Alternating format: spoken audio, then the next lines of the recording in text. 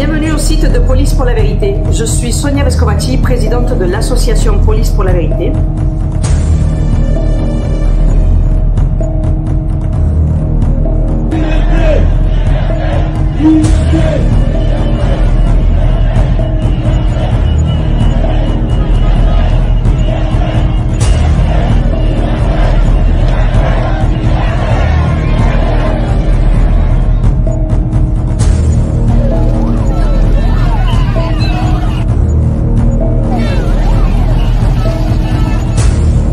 Bienvenue au site de Police pour la Vérité. Je suis Sonia Vescovacci, présidente de l'association Police pour la Vérité.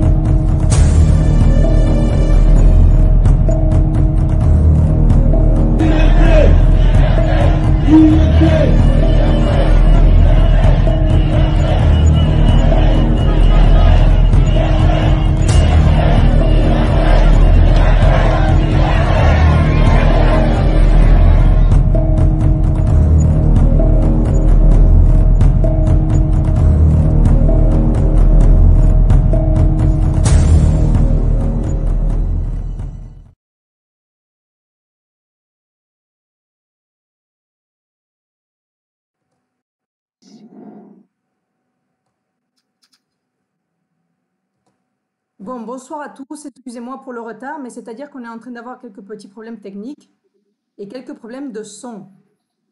Bon, bienvenue à notre première conférence de Police pour la Vérité. C'est un honneur pour moi d'être ici avec vous et que nous soyons aussi nombreux. Vraiment, pour notre première conférence, c'est génial. J'espère qu'on ne va pas avoir trop de problèmes. Patrick, est-ce que tu es là avec nous, s'il te plaît? Est-ce que tu pourrais allumer ta caméra?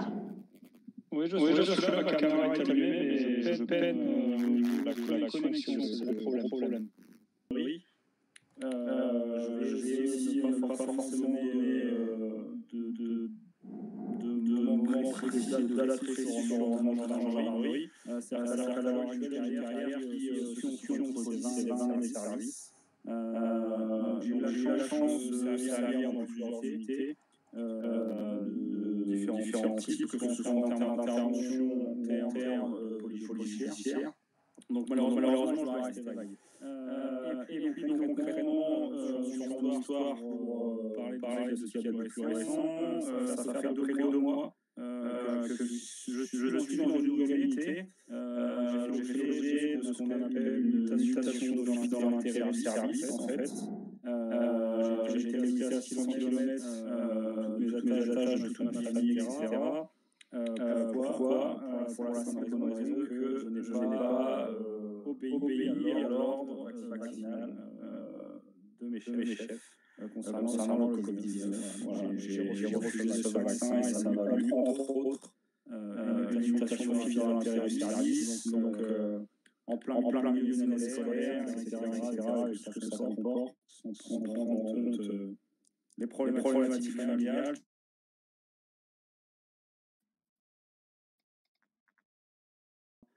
À avoir fait ce choix de ne pas se faire vacciner, et c'est-à-dire qu'on est mis au pilori, on est mis sur le banc des accusés, et en plus de nous tourner le dos, on essaye même de nous enfoncer des couteaux dans le dos, concrètement.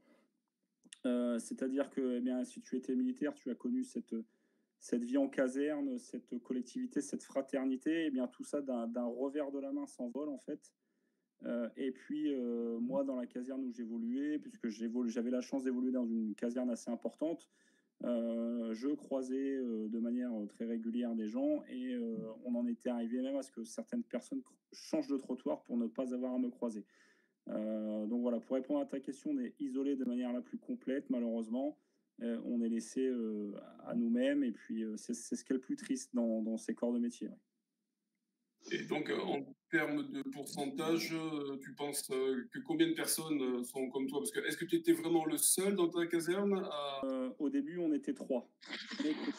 Et puis, c'est-à-dire qu'un jour, on m'a dit, j'ai reçu l'appel téléphonique d'un capitaine qui m'a dit ah, bien écoutez, on pensait que c'était fait pour vous, la vaccination, puisque vu la pression qu'on a mis aux 2 autres, on pensait que c'était fait.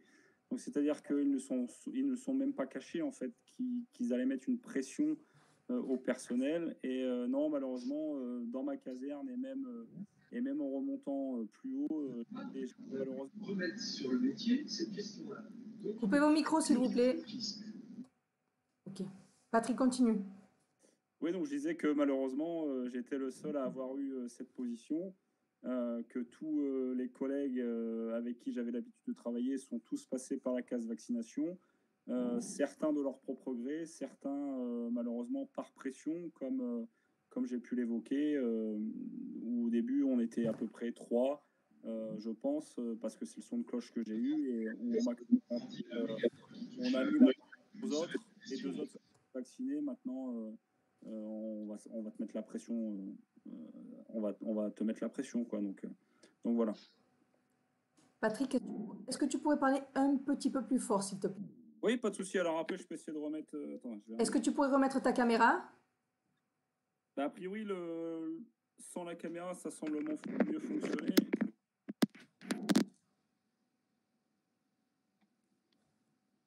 Voilà. Ok, ça marche, merci.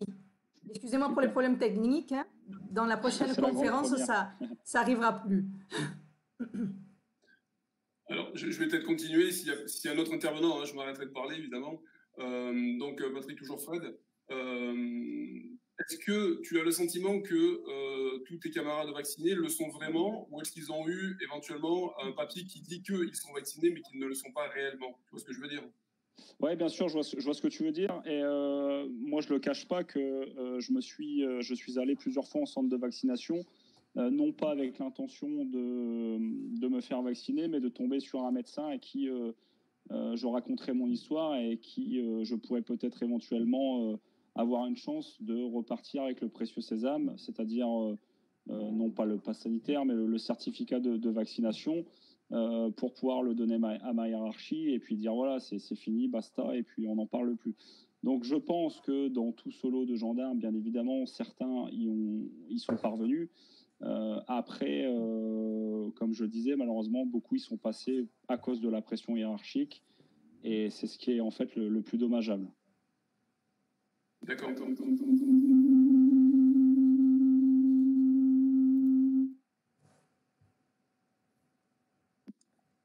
Yo, c'est à toi.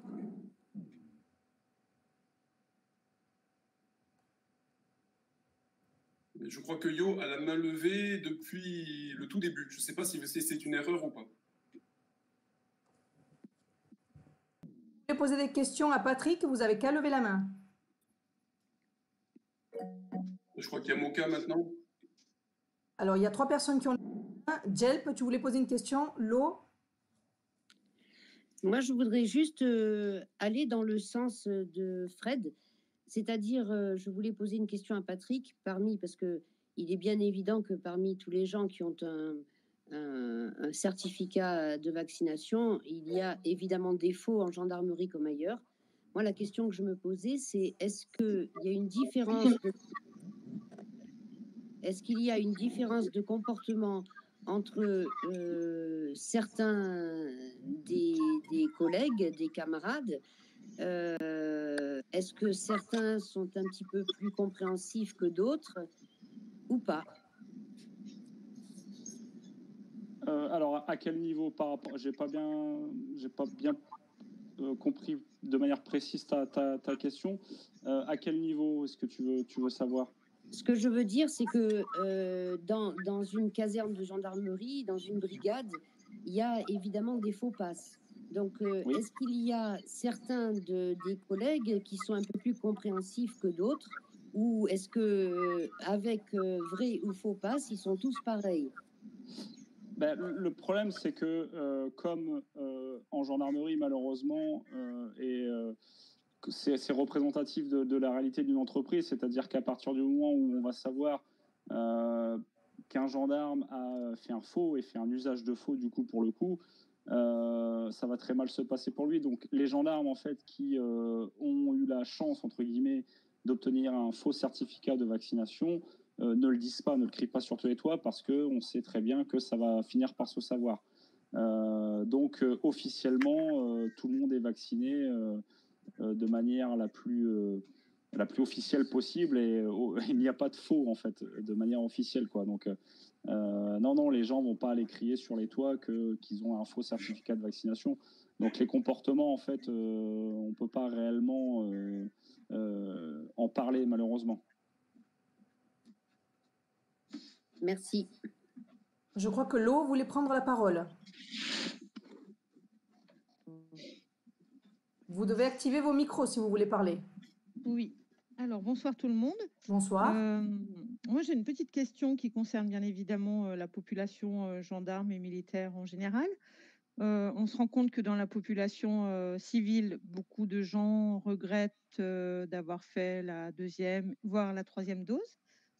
Est-ce que vous rencontrez aussi ces observations parmi vos collègues?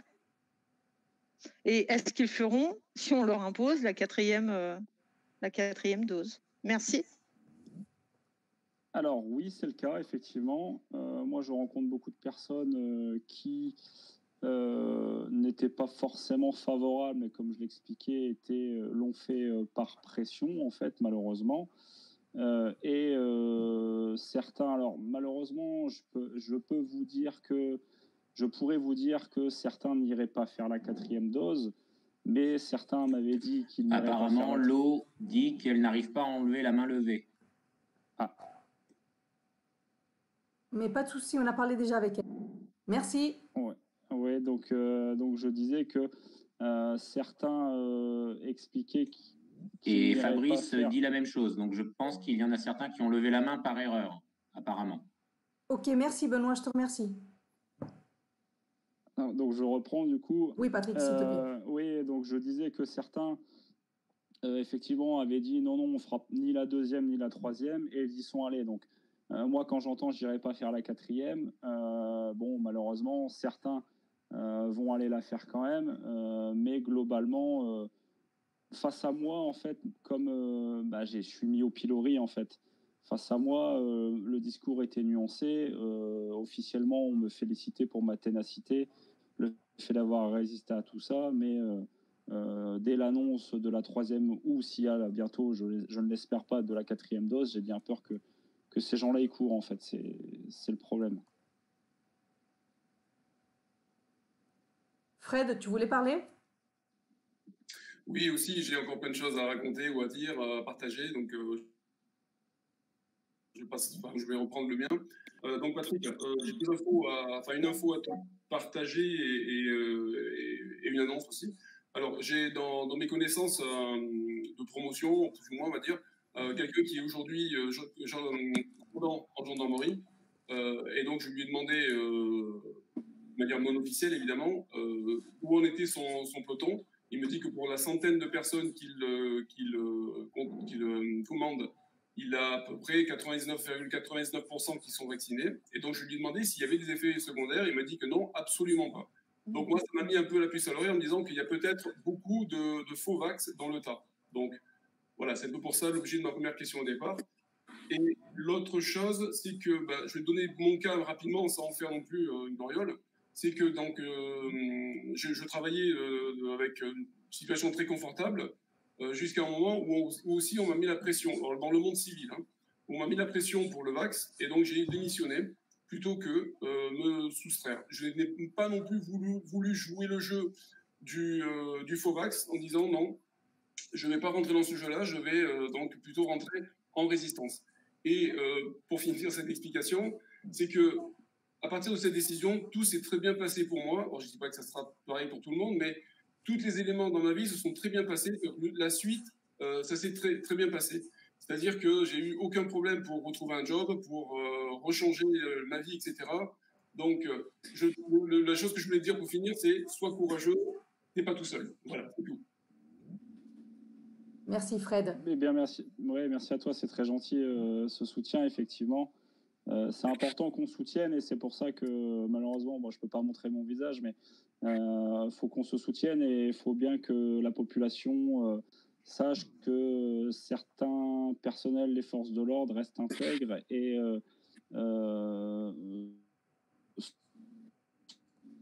sont contre toutes ces idées gouvernementales sont contre tout ça et malheureusement sont soumis au droit de réserve, hein, comme tu as pu le connaître. Et voilà, pour celles et ceux qui ne le savent pas, vous n'imaginez même pas les sanctions que je risque en faisant cette conférence ce soir. Donc, c'est très important que les gens le savent. D'ailleurs, on te remercie d'être là avec et que les gens puissent te poser toutes ces petites questions. Moka voudrait prendre la parole, s'il vous plaît. Moka. Oui, bonsoir. Bonsoir. Je me permets de contacter Patrick. Moi, je suis en service actif actuellement, mais de l'autre côté de la maison, c'est la maison police.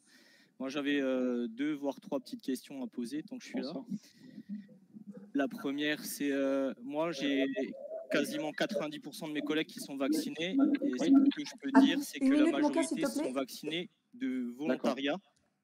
Oui. C'est des gens qui veulent aller au resto, c'est des gens qui veulent continuer à vivre leur vie normalement avec leurs enfants, etc. Donc nous, on n'a pas subi de pression par rapport à vous, mais je sais que mes collègues d'office ont été déjà faire la 3e dose et beaucoup se moquent de moi parce qu'effectivement, ils n'ont aucun effet secondaire. D'ailleurs, je suis nommé le complotiste au sein du commissariat. Il y a même eu une enquête interne qui a été réalisée où les renseignements généraux ou le SRTT devait faire une liste de tous les non-vaccinés. Donc, je voulais savoir si ça marchait un peu comme ça chez vous. Et l'autre question que j'avais, c'était est-ce que vous trouvez normal également que chez nous, les officiers doivent montrer l'exemple, donc sont vaccinés, et demandent donc aux fonctionnaires de police de les accompagner sur des contrôles de restaurants ou de bars. Et j'ai trouvé pas mal de collègues qui jubilaient, limite, d'aller verbaliser des gens, alors que c'est totalement n'importe quoi, en fait. Donc ça, c'est déjà les 2 petites questions que j'ai à vous poser, et je reviendrai peut-être plus tard pour d'autres. Merci. Merci à toi. D'accord. Alors oui, effectivement, pour répondre à ta question, chez nous, on avait des listes aussi très mal. qui existaient avec les personnels vaccinés, non vaccinés. Donc, ce qu'il faut savoir, c'est que c'est complètement illégal de détenir. Est-ce que vous m'entendez? Oui, maintenant, on t'entend mieux. Merci.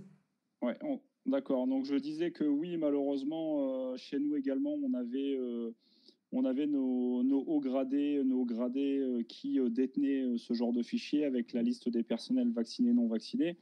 Donc, ce qu'il faut savoir, c'est que c'est complètement illégal et la CNIL, à partir de ce moment-là, peut faire une saisine, peut se constituer pour faire ouvrir une procédure sur la détention de fichiers illégaux. Donc oui, effectivement, comme tu disais, Moka, on a aussi en gendarmerie beaucoup de personnel qui, de manière officielle, ont fait ça pour aller au resto, etc., etc. Donc je trouve que c'est encore plus dommage. Donc voilà, ça c'était pour la première question. Ça a coupé. On t'entend, hein, Patrick? D'accord. Et oui, donc pour répondre du coup à la seconde question, moi c'est une des raisons aussi qui fait que j'ai aujourd'hui presque un dégoût de l'institution. C'est parce que j'ai effectivement vu comme toi des collègues qui ont pris un malin plaisir à aller verbaliser des gens, à faire des contrôles de passe sanitaire, etc., etc. Et finalement de se détourner de nos missions prioritaires, de se détourner du judiciaire. Ce qu'il faut savoir, c'est que pendant le confinement, donc si je ne dis pas de bêtises, c'était en mars 2020, les forces de l'ordre ont quasiment stoppé, en tout cas dans mon unité c'était comme ça, ont quasiment stoppé l'activité judiciaire pendant 3 à 4 semaines.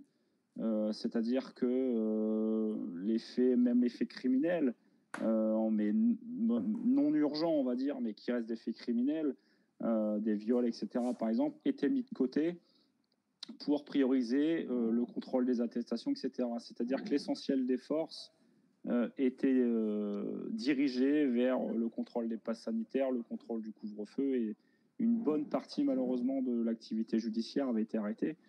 Et c'est à ce moment-là en fait que j'ai vu, et ça a été très révélateur, comme je disais, des collègues, si on peut dire ça, prendre un malin plaisir à aller verbaliser le papy qui n'avait pas son masque ou qui avait mal coché la case de son attestation, qui avait dépassé l'heure du couvre-feu et avait oublié de remplir correctement son attestation. Et ça, c'est très dommageable, c'est une perte concrète de valeur. Et c'est ce qui dégoûte, en fait, malheureusement. Ouais. Donc voilà, pour répondre à tes 2 questions, Moka, j'espère que j'ai pu y répondre de la manière la plus précise possible. Oui, tout à fait, si je peux me permettre. Il n'y a pas de souci. C'est bien ce que j'avais compris. C'est parfait. Oui, très bien. C'est génial d'avoir des camarades ce soir parmi nous. Marie, vous voulez la parole?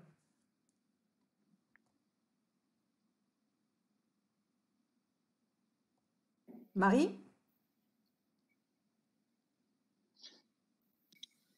Oui. Alors, je n'arrivais pas à remettre mon micro. Tout d'abord, je voudrais tous vous remercier et remercier Patrick et lui dire que voilà, il faut qu'il tienne bon. C'est l'essentiel, c'est lui et c'est sa santé. J'avais une question. Voilà, moi, je suis simple citoyenne.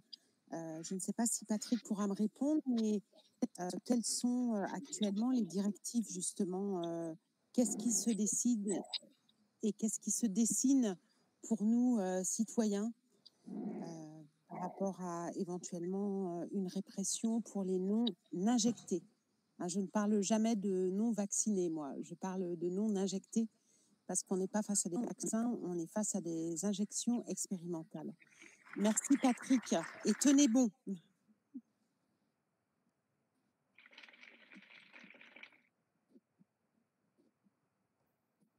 Patrick? Ton micro? Eh ben, merci, c'est très gentil pour le soutien. Alors, ce qui s'annonce, malheureusement, moi, je ne le sais pas. Oui, là, je... On t'entend, hein? Vous m'entendez? Oui. Il y a un peu de décalage parce que je vois que tu réponds un peu plus. Voilà. Donc oui, d'accord. Ça doit être mon réseau, je pense, malheureusement. Donc oui, comme je le disais, malheureusement, je ne sais pas ce qui s'annonce pour la population. La population dont je fais partie, bien évidemment, puisque faut pas oublier que derrière l'uniforme, il y a un homme, il y a un père de famille, etc. Donc moi aussi, j'ai mes inquiétudes. Et non, malheureusement, je ne sais pas ce qui s'annonce. J'aimerais pouvoir répondre à cette question et vous dire il y a ci ou il y a ça de prévu. Ce que je vois d'après les informations dont je dispose, c'est que il y a une montée, un renforcement des mesures sanitaires. Donc j'ai bien peur que d'ici la fin d'année, ce ne soit qu'un bis repetita de ce qui a pu se passer ces derniers mois. J'espère me tromper très sincèrement, mais d'expérience, par rapport à ce que j'ai vécu ces 2 dernières années, j'ai l'impression de revivre un peu les mêmes choses en termes de gestion de personnel, gestion missionnelle, etc. Donc voilà, j'espère me tromper. J'espère sincèrement me tromper. Donc on le verra, mais malheureusement, j'ai pas de réponse précise et certaine à donner, malheureusement. Merci Patrick. Eric, vous voulez prendre la parole?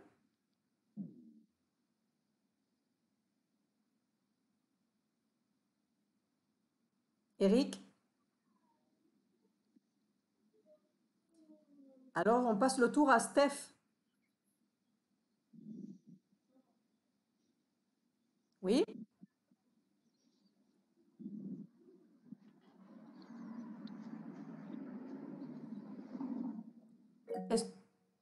L'eau?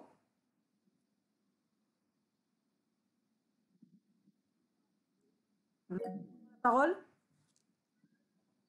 Allez-y, hein. Il faut activer vos micros, parce que sinon on ne vous entend pas.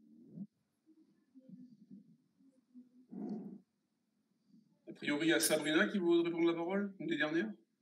Oui, il y a l'eau et après Sabrina. Sonia, je crois qu'il faut... Oui, voilà. Ferme les micros, Sonia, parce qu'il y en a qui ont les micros allumés et on a des retours. Je suis revenue, j'ai été coupée. Je suis Lo. Oui, alors Moi, j'ai écoutez-moi. deux questions. Lo, une minute. Alors, c'est le tour de Lo, après Sabrina et après... D'accord? Ok. Vas-y, Lo. Merci. Donc, oui. Alors, moi, j'ai deux questions. Je ne sais pas si vous allez pouvoir répondre. Est-ce que le statut d'objecteur de conscience peut nous permettre aujourd'hui de se soustraire à cette obligation vaccinale si demain elle est imposée? Et si le statut d'objecteur ne le permet pas, est-ce que nous avons d'autres cours pour pouvoir s'opposer et refuser de se faire injecter? Merci. Alors ça, malheureusement, moi, je ne vais pas pouvoir répondre à cette question, tout simplement parce que je ne suis pas un spécialiste de tout ce qui est vraiment en profondeur en termes pénal, etc. Moi, nous, gendarmes, nous, forces de l'ordre, on va dire qu'on survole de manière globale pour tout ce qui est infraction de droit commun, c'est-à-dire les vols, les crimes, les délits, les contraventions, mais malheureusement, ce genre de questions, ce n'est pas que je ne veux pas y répondre, mais je n'ai pas les capacités, moi, à y répondre de manière précise parce que ça ne touche vraiment pas du tout mon domaine. Donc, de cette manière, il faudrait se rapprocher d'un spécialiste qui serait beaucoup plus à même que moi. Et pour ne pas vous raconter de bêtises, je préfère malheureusement passer la parole. Peut-être que dans l'auditoire, quelqu'un serait plus à même. Je ne sais pas. Après, sait-on jamais. Lo, si tu me permets, je sais qu'il y a des avocats ils sont en train de regarder, d'étudier cette possibilité. OK?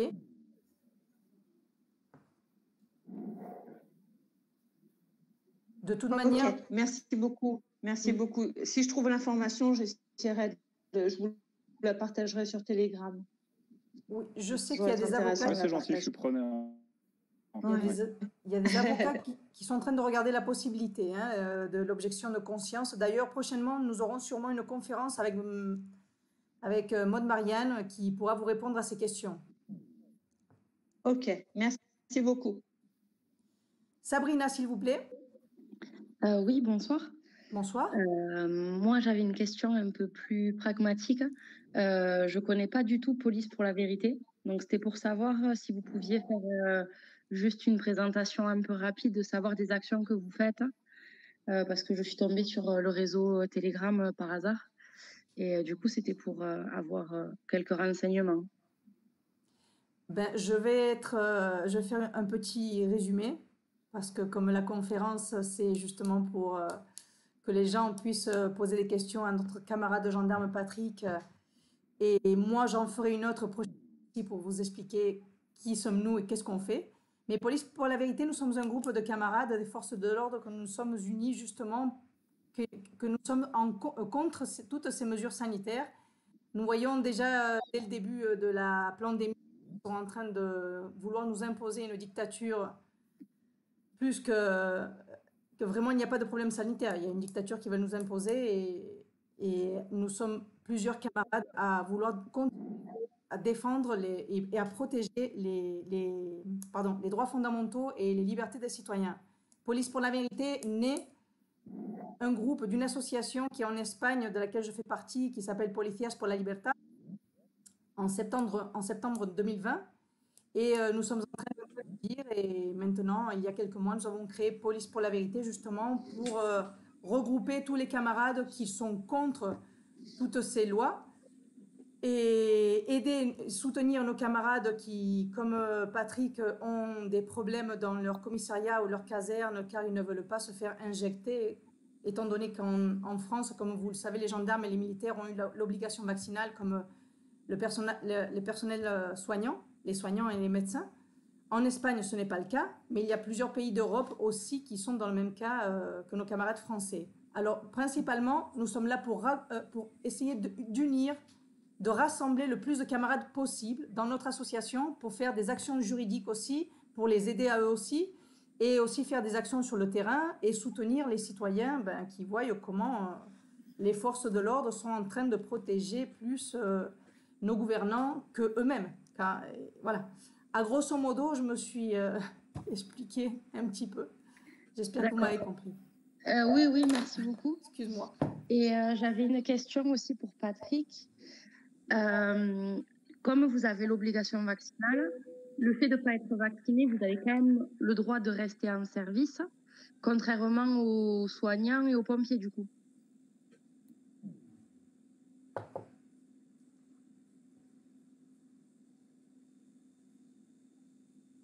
C'est bien ça, même malgré le fait que vous ne soyez pas vacciné, malgré l'obligation vaccinale, vous avez le droit de rester en service. C'est bien ça. Patrick, on ne t'entend pas.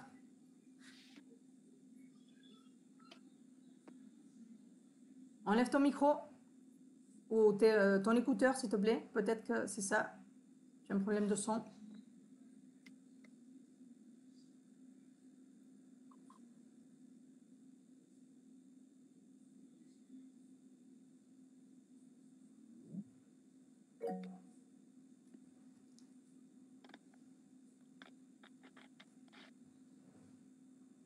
Essaye de parler, s'il te plaît, Patrick. Non, là, on ne t'entend pas. Alors. Ah oui, maintenant. Je t'entends très. Tu nous entends? Oui, mais nous... Alors, oui et non. Alors, c'est-à-dire que oui, à partir du... Ouais. Attends, hop. Là, est-ce que vous m'entendez mieux? Oui.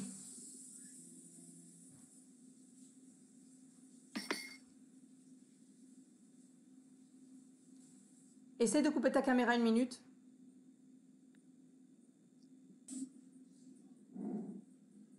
On va lui donner 2 minutes.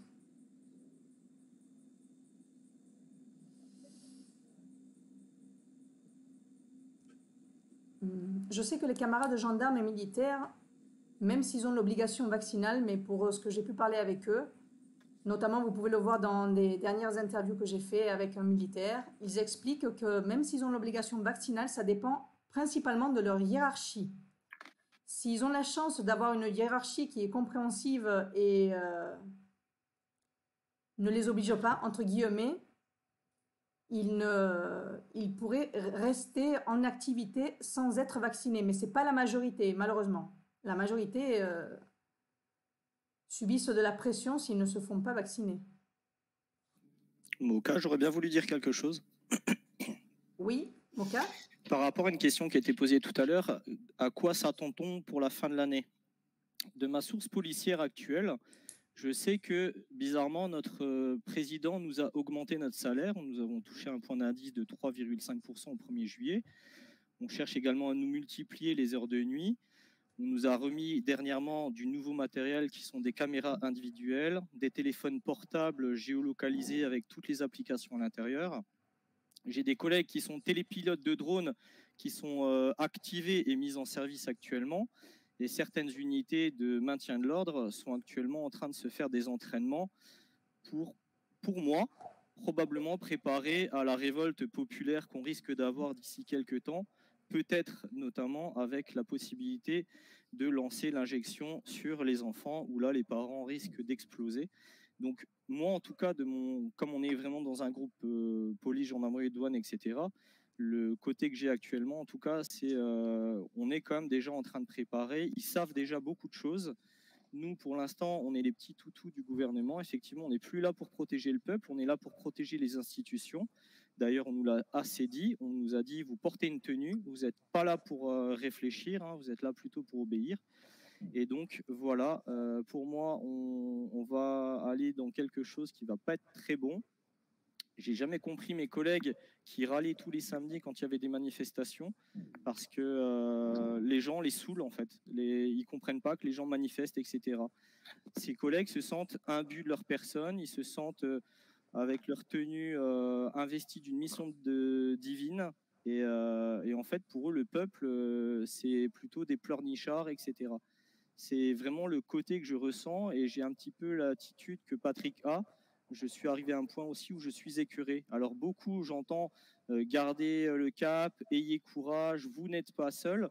Enfin, vous n'êtes pas seul. En attendant, quand moi je commence à discuter avec quelques collègues de diverses unités, je me sens quand même tout seul, quoi. Hein. Je vois pas énormément de monde qui sont du même avis que moi. Voilà un petit peu pour la ligne de fin d'année que je pouvais vous donner. Ça reste qu'un point de vue, attention. Hein.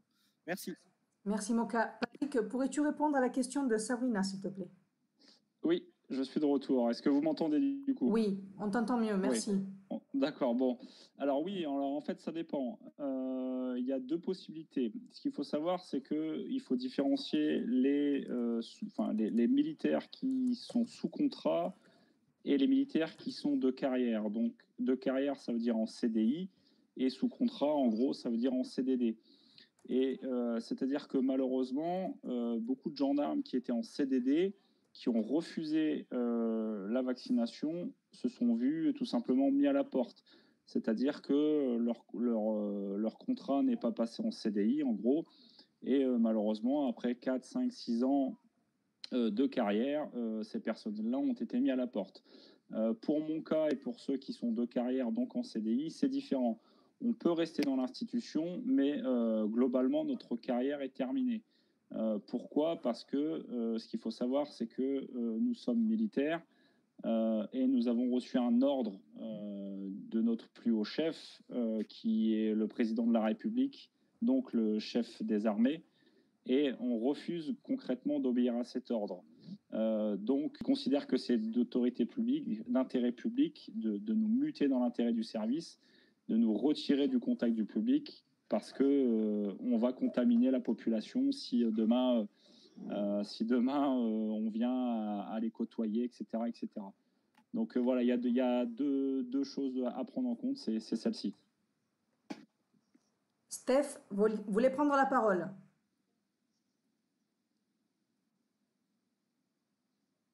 Steph?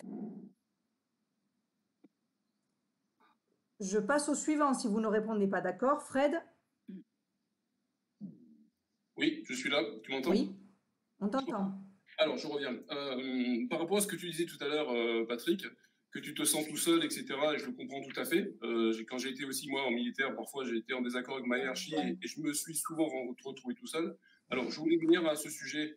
Est-ce que tu as essayé de te rapprocher de certains autres organismes, comme actuellement nous sommes, pour la vérité, mais du site Profession Gendarme? Par ce biais-là, est-ce que tu as pu essayer de retrouver des rapprochements avec d'autres personnes, comme le collectif Place d'Armes? Est-ce que tu as essayé de ces genres de rapprochement?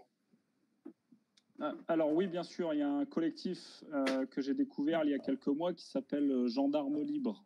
Oui, donc c'est un collectif qui est constitué de beaucoup de militaires de la gendarmerie et des membres de la famille de ces gendarmes, avec une opposition claire à la vaccination, et ça permet d'avoir un collectif et effectivement on discute de manière plus sereine avec des collègues qui parfois sont aux quatre coins de la France, mais le soutien est important parce que, comme tu disais, moi je suis seul dans mon unité, enfin j'étais parce que j'ai bougé d'unité, mais j'étais seul dans mon unité à avoir fait ce choix.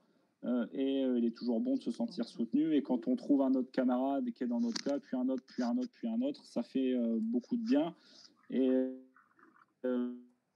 chaque collègue a quelque chose à nous apporter en fait.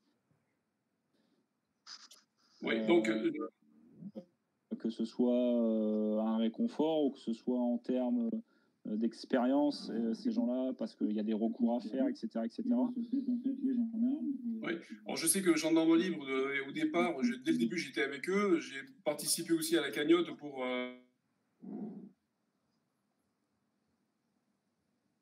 Fred, active ton micro, s'il te plaît.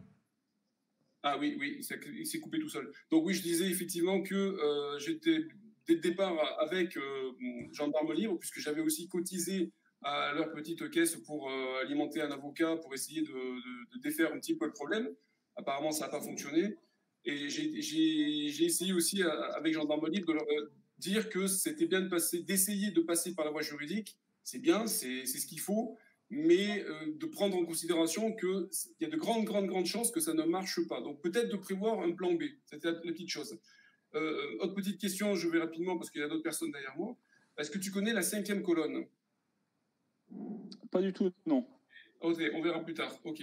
Et est-ce que tu as entendu ou su quelque chose de ta hiérarchie qui éventuellement aurait ou prévoirait quelque chose qui se rapprocherait d'une guerre civile? Est-ce qu'ils en parlent? Est-ce que c'est quelque chose qui est nommé? Et je coupe la parole. Enfin, je coupe le micro. Oui, malheureusement, il y a de la préparation, matérielle et logistique, de la préparation missionnelle pour ce genre de choses, effectivement. C'est-à-dire qu'à l'heure actuelle, les gendarmes, même de par leur statut militaire, sont de plus en plus formés à la guérilla urbaine. Donc, pour celles et ceux qui ne savent pas, les gendarmes, les forces de l'ordre, de manière générale, sont armés de 9 mm. Et c'est-à-dire que maintenant, il y a des gros calibres, des calibres de guerre, des calibres OTAN qui sont utilisés en Afghanistan, qui étaient utilisés par exemple en Afghanistan ou dans les conflits, qui maintenant seraient susceptibles d'être utilisés sur le territoire national. Donc on voit une montée en puissance malheureusement, et effectivement, il y a des choses qui laissent penser à ce genre de choses, bien sûr, oui. Mohamed voudrait prendre la parole. Oui, bonsoir à tous. Est-ce qu'on m'entend bien? Parce que je suis avec mon On t'entend très très bas, Mohamed. Est-ce que tu pourrais parler un peu plus fort? Voilà, j'ai enlevé le kit manette. Voilà, parfait. Très Merci. J'ai mis le smartphone à l'oreille, de toute façon, comme il n'y a pas de caméra. Bah, écoutez, j'entends bien tout ce qui se dit. Alors, je vais d'abord me présenter. Je suis Mohamed, je suis artisan imprimeur à Paris. Je suis simple citoyen. Et depuis maintenant quasiment plus de 2 années, je suis attentif à tout ce qui se passe dans notre pays, la France, mais aussi dans tous les pays du monde, parce qu'il y a toujours des signes avant-coureurs et puis des informations qu'on peut analyser chacun à sa façon.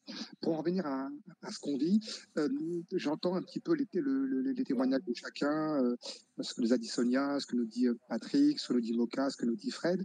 Moi, ce que je veux vous dire, ce que l'on fait ce soir, à se réunir, à partager, très très important. Parce qu'indépendamment du moral que ça peut nous donner, ça nous donne aussi des pistes de réflexion et de travail. Et il va falloir être très patient parce qu'on s'engage pour des mois, voire des années, en espérant qu'on se sorte le plus vite possible tous ensemble de cette situation, et pas que la France, tous les pays, peut-être beaucoup de pays de la planète. Maintenant, en ce qui concerne tout ce que j'ai entendu, je voudrais vous partager ces choses-là, qui sont des choses bien concrètes. Je me suis rendu compte depuis ces 2 années qu'il y avait un énorme déficit aussi chez les Français, tous les citoyens français, en ce qui concerne la connaissance de leurs droits juridiques. Nous avons énormément de textes qui défendent la personne. Alors bien, là j'entends pour le citoyen français, parce que je sais que le statut des hommes des forces de l'ordre est différent, mais pour donner donc des indications précises, nous avons un parent d'élève qui a présenté des textes très précis à un directeur qui voulait empêcher sa fille de rentrer à l'école sans le masque, qu'elle ne pouvait pas avoir accès à la cantine, aux activités et tout.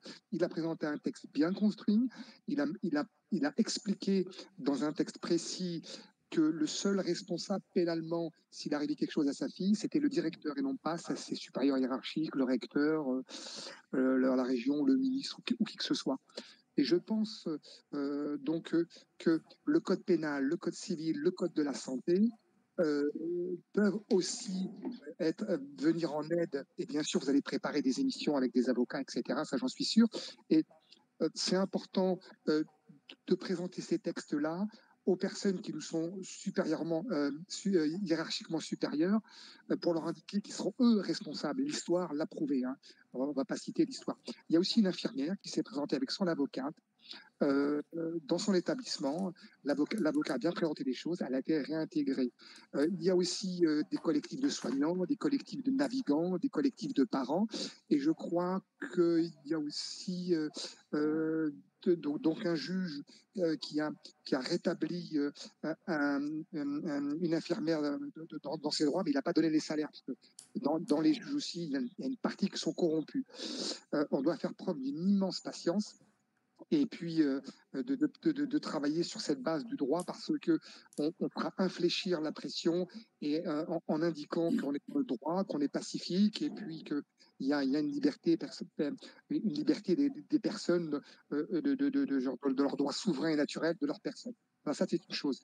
En ce qui concerne le volet qui a été indiqué, qui est un petit peu un volet un peu plus anxiogène sur les éventuelles heurts, chaos ou guerres civiles qu'on veut déclencher ou fomenter dans les quartiers populaires, dans les banlieues, effectivement, pour ceux qui le savent, peut-être vous le connaissez, c'est Zemmour qui avait levé le lièvre il y a quelques années, l'opération Ronce sur les quartiers, soi-disant que dans les quartiers, éventuellement, il y aurait des armes, etc. Donc là aussi, il faut qu'on désamorce tout ça tous ensemble. Maintenant, pour conclure, parce que je ne veux pas trop monopoliser la parole, la résistance que font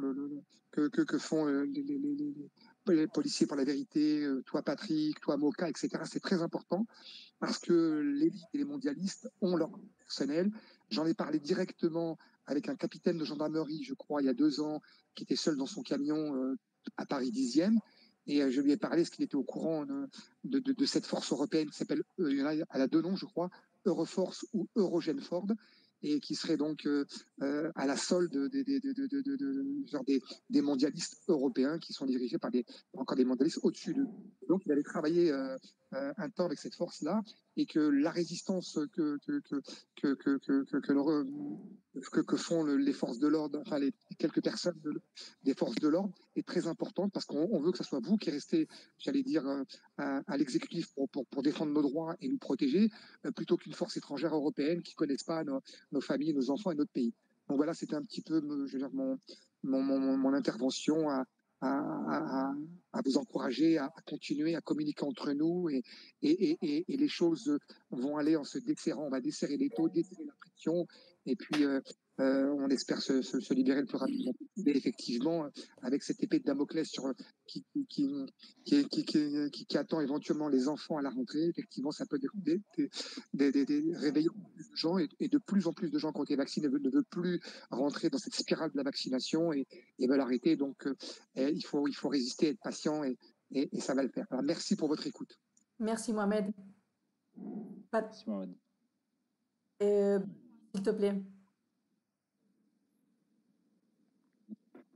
On m'entend?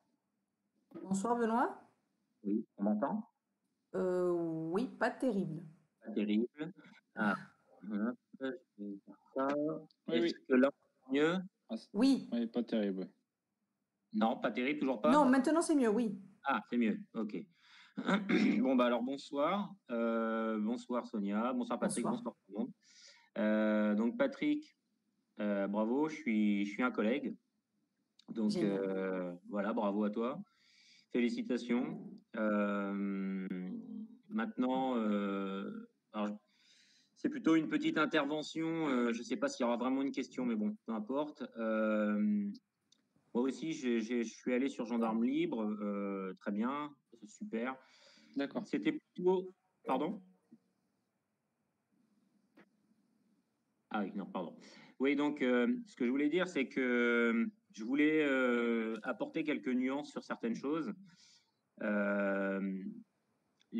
Encore une fois, c'est plutôt pour dire qu'il faut peut-être pas mettre tous ses œufs dans le même panier. Ce que je veux dire par là, c'est que je ne dis pas qu'il ne faut pas faire de recours juridique, qu'il ne faut pas faire de pétition, qu'il ne faut pas manifester, et tout ça est important, et chacun trouve un moyen de résister comme il peut. Mais comme disait le précédent intervenant, il ne faut pas oublier quand même qu'il y a une grande partie de la justice nationale et internationale qui est corrompue, pas toute. Il ne faut jamais généraliser aucun corps de métier, mais il y en a quand même une partie au sein de la Cour internationale de la Haye, au sein de l'ONU. Il y a des corrompus un peu partout. Et ce que je veux dire par là aussi, c'est que moi aussi j'ai été maltraité dans l'institution, malheureusement. Ils enfreignent quand même pas mal de lois aujourd'hui. Vous avez quand même à un moment donné 20 000, il y avait eu 20 000 plaintes qui avaient été faites à la Haute Cour de justice contre un ministre ou quelque chose dans le genre, qui ont été classées sans suite. 20 000 d'un coup, hein. Quelqu'un me contredira peut-être, mais je crois que c'était à peu près ça les chiffres. Bon, vous ne classez pas 20 000 plaintes comme ça sans suite. Moi, à ma petite échelle, il m'était arrivé des choses avec l'institution, j'ai fait ce que je pouvais, j'avais apporté des éléments matériels, ça a été classé sans suite également. Donc, c'est très compliqué. Je pense qu'il ne faut pas se reposer essentiellement et totalement sur les recours juridiques. Et sur le pacifisme, alors n'allez pas croire que je suis un va-t-en-guerre ou que je vous dis prenez les armes, etc. Mais je voudrais quand même aussi nuancer ce pacifisme que j'entends à longueur de temps. Oui, je suis pacifique également, mais à partir du moment où on attaque un animal, vous attaquez sa progéniture, vous attaquez sa bouffe et vous attaquez son territoire, qu'est-ce qu'il va faire? Il va se défendre. Et jusqu'à preuve du contraire, même si on a un petit peu de civilisationnel, nous sommes des animaux. Et moi, je pars du principe qu'à un moment donné, ça devient de la légitime défense. Donc, je ne sais pas comment, mais ces gens qui sont là-haut ne comptent pas s'arrêter avec le truc sanitaire. Vous voyez bien la manipulation sur le réchauffement climatique, vous voyez bien la manipulation sur la guerre en Ukraine. Vous voyez bien tout ça, c'est essentiellement les buts, ils sont le profit, le contrôle, la surveillance, peut-être la dépopulation, je ne sais pas, c'est possible, en tout cas on ne peut pas l'écarter. Donc nous, gendarmes, Patrick n'est pas tout seul, mais il faut qu'on se rencontre également, et je sais que c'est difficile parce que le carburant devient de plus en plus cher, l'inflation est généralisée, il faut qu'on se rencontre en dehors des écrans, parce que ça, ce que tu as vécu, le fait d'être isolé, je l'ai vécu aussi, malheureusement, et bah, c'est une technique, hein, évidemment, hein, de nous isoler, de nous montrer comme des lépreux, c'est une technique, bien sûr. Mais il faut qu'on se rencontre et il faut qu'on s'organise parce que de toute façon, j'en ai bien peur. Il y a un moment donné où on devra mouiller la chemise, quoi. Et quand je dis on, je parle pas que des gendarmes, hein. Je veux bien dire nous tous les résistants. Voilà. Bon, j'en finis avec ma petite intervention. Merci beaucoup, Benoît, pour ton intervention. Patrick, tu veux lui répondre?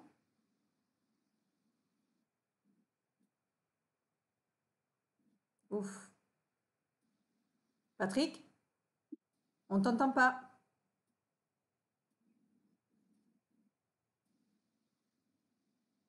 Non, pas de son.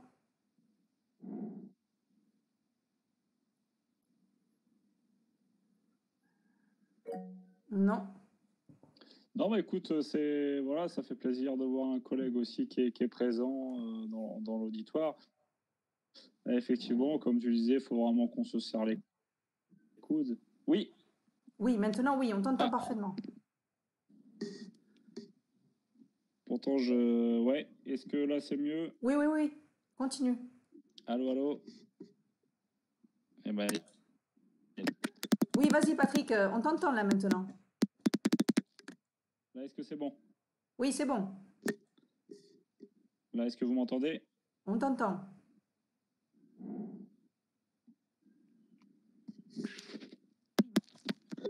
Maintenant, on t'entend plus. C'est difficile avec le réseau. Non, mais pour répondre, évidemment que ça fait plaisir de voir un collègue dans l'auditoire et il est bien... Ouais, je pense qu'il y a un sacré décalage. Voilà, donc, comme je disais,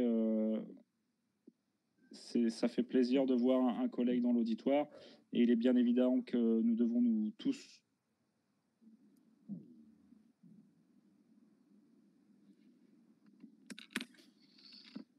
Enlève ta caméra, Patrick, si tu peux.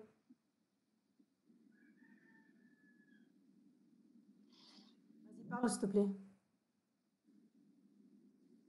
Ouais, j'enlève la caméra. Ouais. Oui.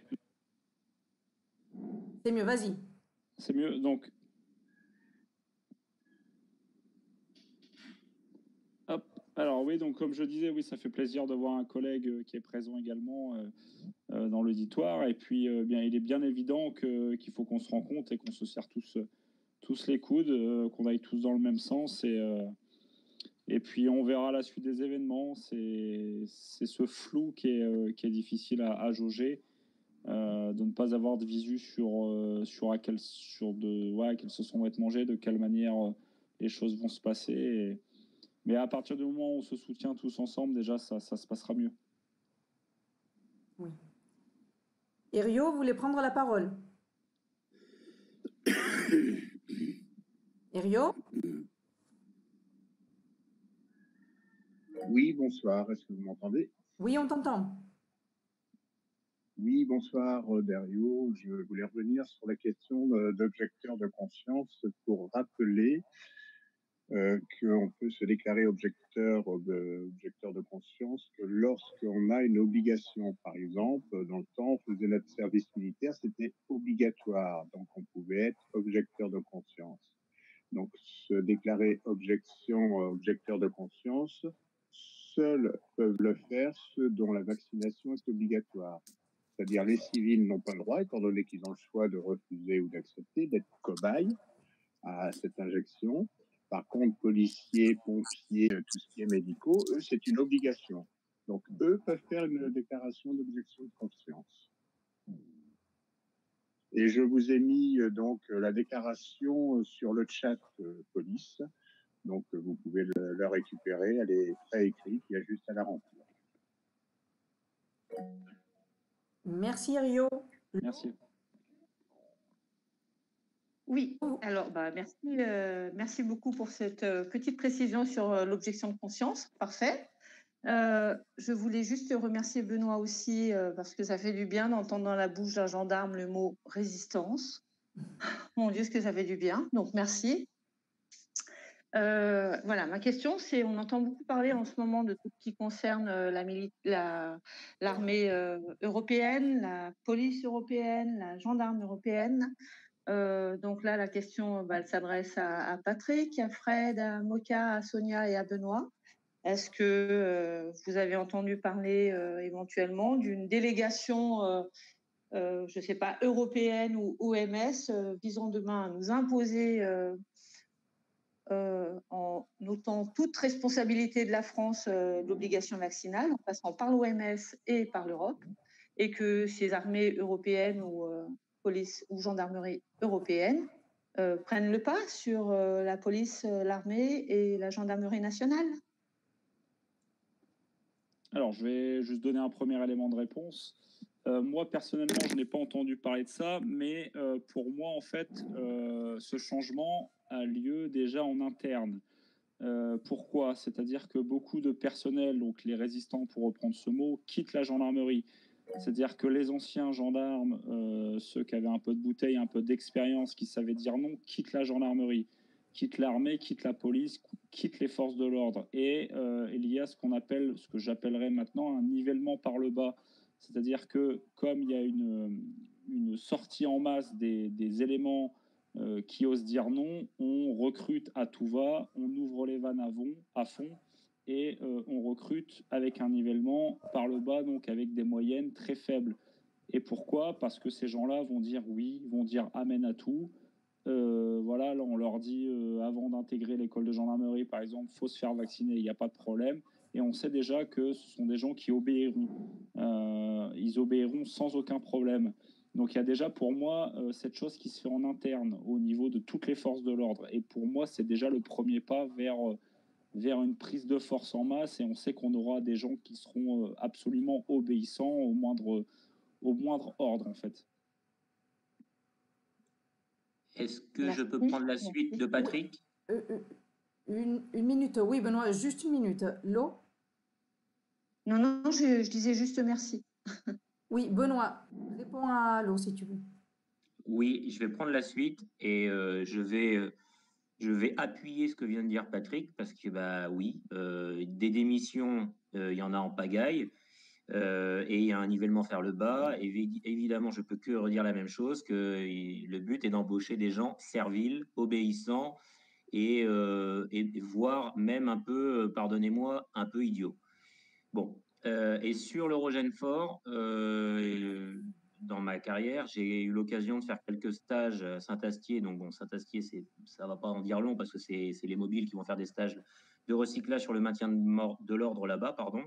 Et à 2 reprises, j'ai fait donc des stages avec eux.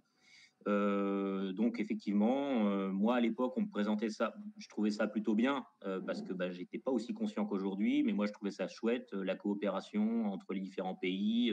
Ça me permettait de voir d'autres techniques qui étaient utilisées en Hollande, en Lituanie, etc., etc. Aujourd'hui, c'est sûr que j'ai plus le même regard sur tout ça, forcément. Ce que je vais vous donner là, c'est pas une info du tout sûre, c'est une hypothèse que j'entends et qui pourrait s'avérer être réelle. C'est-à-dire que utiliser un Lituanien ou un Polonais en France, qui n'aura pas d'attache familiale, qui n'aura pas d'attache culturelle, qui n'aura pas d'attache avec ce pays, sera sans doute plus facile que de l'utiliser à 2 pâtés de maison de chez lui. Donc ça, je pense que c'est une hypothèse crédible. Et l'Eurogène fort, comme le disait, je ne sais plus, Patrick ou quelqu'un d'autre, oui, bien sûr, c'est piloté par l'Union européenne. L'Union européenne, c'est les multinationales. Donc, bon, voilà, on n'a aucune prise en plus sur cette institution. Je ne sais pas si c'est une institution vraiment en dur, mais on n'a aucune prise là-dessus, évidemment. Contrairement encore à, normalement, la gendarmerie nationale, la police nationale, où les citoyens, normalement, ça nous appartient tous, nous les contribuables. Mais là, effectivement, Eurogène fort, oui, c'est là, pour le coup, c'est quelque chose qui est plus tangible pour nous, quoi. Voilà ce que je pouvais rajouter. Moka, veux-tu rajouter quelque chose de plus?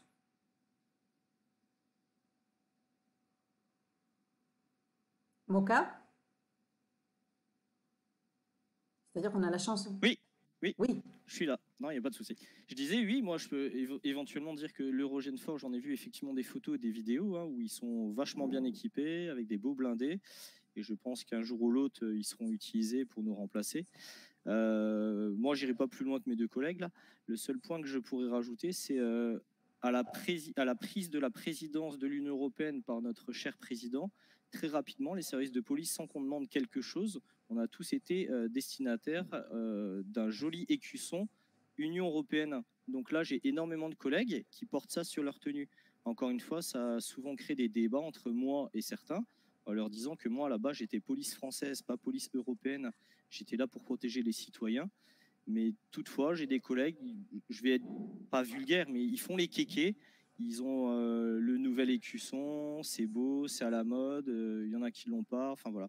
Donc on a effectivement, nous, depuis le 1er janvier, là, un nouvel écusson de l'Union européenne sur nos tenues. Je trouve ça complètement fou, en fait. Voilà, c'est mon point de vue, encore une fois. Bon, ben merci. Merci. Sabrina, Aurore, Gilles et Erio. Sabrina, s'il te plaît. Vous m'entendez? Oui. Oui, alors bonsoir. Donc moi, je m'adresse à tous les militaires, enfin gendarmes ou policiers qui sont présents là. On sait tous pertinemment ici et ce soir que en fait tout ça c'est très malsain, c'est criminel. On injecte des gens puis derrière ils meurent, donc c'est criminel. On va s'attaquer là, ils s'attaquent aux enfants. Tous autant qu'on y est, qu'on soit militaire, soignant, citoyen, on en est conscient. Qu'est-ce qu'on fait tous ensemble? Parce qu'ils vont pas s'arrêter là, vu ce qu'ils ont commandé pour la gendarmerie, là, les espèces de véhicules armés, là. Qu'est-ce qu'ils nous réservent? Qu'est-ce qu'on va faire, nous, là, maintenant, là? Voilà. La question était pour Patrick ou pour tout le monde? Pour tous ceux qui sont dans les forces de l'ordre. Patrick? Oui, bah écoute, c'est très compliqué. C'est très compliqué de répondre à cette question. On aimerait faire un bond d'un an dans le futur pour voir un petit peu ce qui nous est réservé. Ce qu'on fait déjà ce soir, c'est un premier élément de réponse. C'est-à-dire qu'on se réunit, on discute des solutions qu'on pourrait apporter. C'est très compliqué, malheureusement. Oui, on n'a pas ce don on n'a pas cette faculté de voir le futur et de pouvoir se projeter. On est totalement dans l'inconnu. Ce qu'on doit faire, on l'a répété, c'est vraiment se serrer les coudes, être tous ensemble. Moi, je vais pas plus loin que mes 2 collègues. Le seul point que je pourrais rajouter, c'est... je vais couper le micro, hein. Ne vous inquiétez pas. L'Union européenne par notre chef. Oui, continue Patrick, excuse-moi. Oui, ce que je disais, c'est que malheureusement, donc, avoir des éléments de réponse de manière précise là-dessus, ça va être compliqué. Ce qu'on est déjà en train de faire ce soir, comme je disais, se réunir, en discuter, les collectifs qui sont créés, c'est déjà une première étape. Il faut qu'on continue vraiment à se serrer les coudes. Maintenant, oui, apporter une réponse de manière précise, ce qu'on doit faire, c'est compliqué. De toute façon, il n'y a que la force du groupe qui sortira vainqueur. Il faut surtout essayer d'aller chercher... par exemple, moi, j'ai été isolé pendant presque 4 mois, à ne pas savoir qu'il y avait un collectif gendarme libre, etc. Et c'est ce genre de choses. Et je pense qu'il y a tout un tas de personnes qui sont encore isolées, qui se croient seules, en fait, pour mener son action. Et en fait, non, plus on sera de fous, plus on sera nombreux, plus ce sera prolifique pour tout le monde, en fait. Donc, il faut essayer d'aller chercher au fin fond des forêts, au fin fond des montagnes, si je puis dire, ces gens-là qui sont seuls, qui mènent leur combat seuls, et les faire adhérer à notre collectif. Et à partir de ce moment-là, toutes les idées seront bonnes à prendre de toutes les manières. Mais ouais, c'est pas une question évidente et malheureusement, on peut pas voir dans le futur encore. J'aimerais rajouter, Patrick, que rebondir sur ce que tu as dit, que c'était très important ce qu'on est en train de faire ce soir, justement pour unir, non, à nouveau les citoyens et les gardiens, et que les gens se rendent compte que nous aussi on a des problèmes, qu'on est des hommes et des femmes uniformes, qu'on est en train de subir de la pression de notre côté aussi. Et il faut qu'on ramène le plus de camarades comme nous qui sont contre toutes ces mesures sanitaires, contre cette dictature, qu'on est tous des résistants et qu'on va continuer à faire notre métier avec toute intégrité et protéger et servir les citoyens. C'est notre objectif principal. Gilles, voudrais-tu prendre la parole, s'il te plaît? Gilles? Oui, vous m'entendez? Oui, on t'entend, merci. Bonjour, donc moi je vous appelle de loin, en fait, pour moi c'est le matin, donc bonjour à tous. Pourrais-tu parler un petit peu plus fort? Oui, vous m'entendez mieux là? Oui, merci. Et donc je disais, je vous contacte de loin, depuis Tahiti. Je suis désolé, j'ai eu du retard du fait de mon boulot et j'ai pas tout capté. Et dû interrompre pendant certaines conversations. Donc voilà, je tiens d'abord à remercier Police pour la vérité. Hein. Merci beaucoup Sonia pour cette initiative et celle de bien sûr ensemble de tes collègues. Et puis effectivement insister sur le point qui a déjà été mis en exergue, c'est-à-dire que il s'agit en fait avant tout de communiquer pour justement constituer une nouvelle force de résistance. Et en matière de force de l'ordre, ça manque pas. Hein. Il y en a certaines qui ont déjà été citées comme Place d'Armes, comme bien sûr évidemment avant tout Police pour la vérité, hein, qui est la plus active de force. Et ensuite il y a aussi Gendarmes libres qui a été cité, il y a aussi Profession Gendarme qui l'a été aussi, donc ils ont chacun des sites, hein. Donc il faut effectivement faire des recherches sur ces sites. Du côté de Profession Gendarme, il y a beaucoup d'informations, des informations qui paraissent assez crédibles et vérifiées. Donc c'est profession-gendarme au pluriel, comme. Donc voilà, il s'agit bien entendu de cohésion, hein, de faire en sorte que on rassemble du monde autour de valeurs, hein, parce qu'effectivement, c'est avant tout ce qui doit rassembler. Hein, et ces valeurs, c'est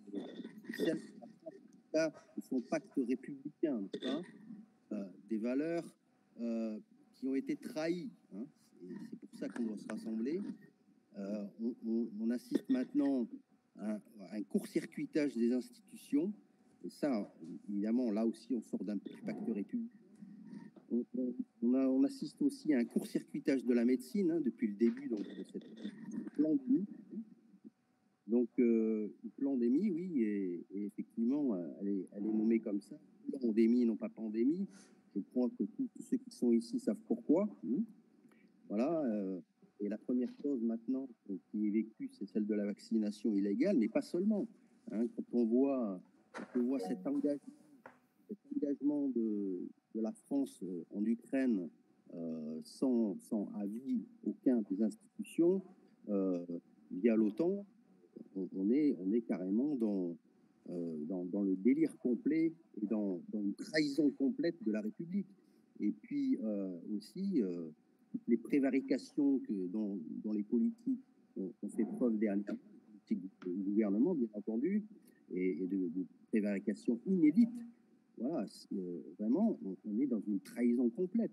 Donc voilà, il faut revenir sur ces valeurs et rassembler donc tout ce qui est collègues, confrères, si je peux me permettre de donner mon avis donc, aux forces de l'ordre ici représentées, voilà, pour que justement tout ce monde se rassemble autour de ces valeurs et communique, constitue et renforce cette force de façon à ce que, voilà, on est certes contraint de manœuvrer pacifiquement, mais sur le champ de l'action, effectivement, comme certains d'entre vous l'ont fait comprendre, il faudra choisir son camp.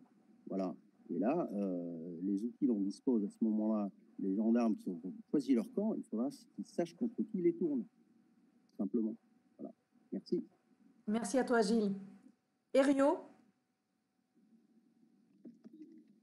Oui, c'était juste pour préciser que sur les forces européennes de gendarmerie, il faut savoir aussi qu'ils sont au-dessus des lois du pays où ils peuvent intervenir.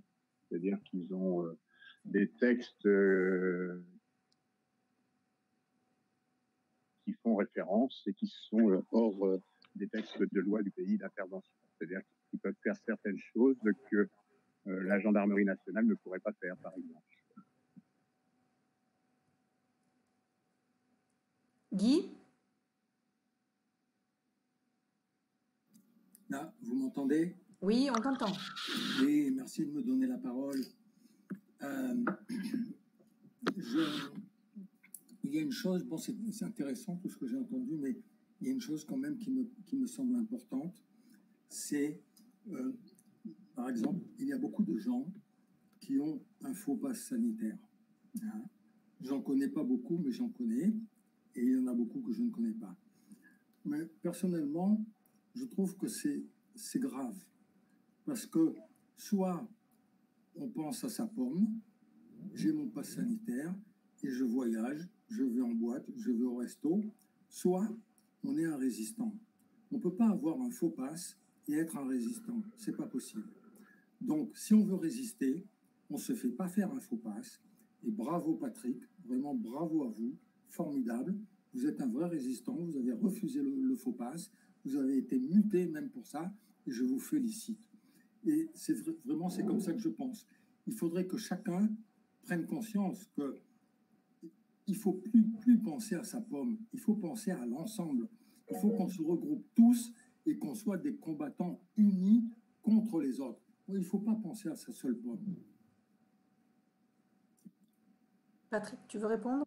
Bah merci pour le soutien. Alors effectivement, c'est malheureusement ce qui ressort. Après, moi, les personnes qui ont fait des faux passes indirectement, je les comprends parce que le fait de penser à sa pomme, ouais, ça reste humain. Et c'est-à-dire que dans ces situations-là, qui sont des situations extrêmes, on regarde ce qu'on risque, c'est-à-dire qu'on risque de perdre son emploi, de perdre son salaire, on ne sait pas, voilà, les gens n'ont pas forcément d'économie, on ne sait pas comment on va nourrir sa famille, donc on se dit, la solution de facilité, c'est le vaccin, je ne souhaite pas le faire, mais c'est aussi simple quasiment d'avoir un faux pass, et je ne suis pas en train de défendre les gens qui ont des faux passes, bien évidemment, mais si ça a permis de sauver certaines personnes, pourquoi pas.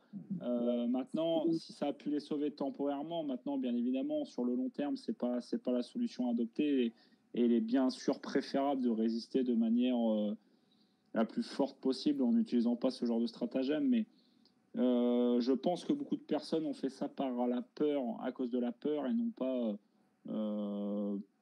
pour envie de dire allez, on continue d'aller au restaurant, etc., etc. Sabrina?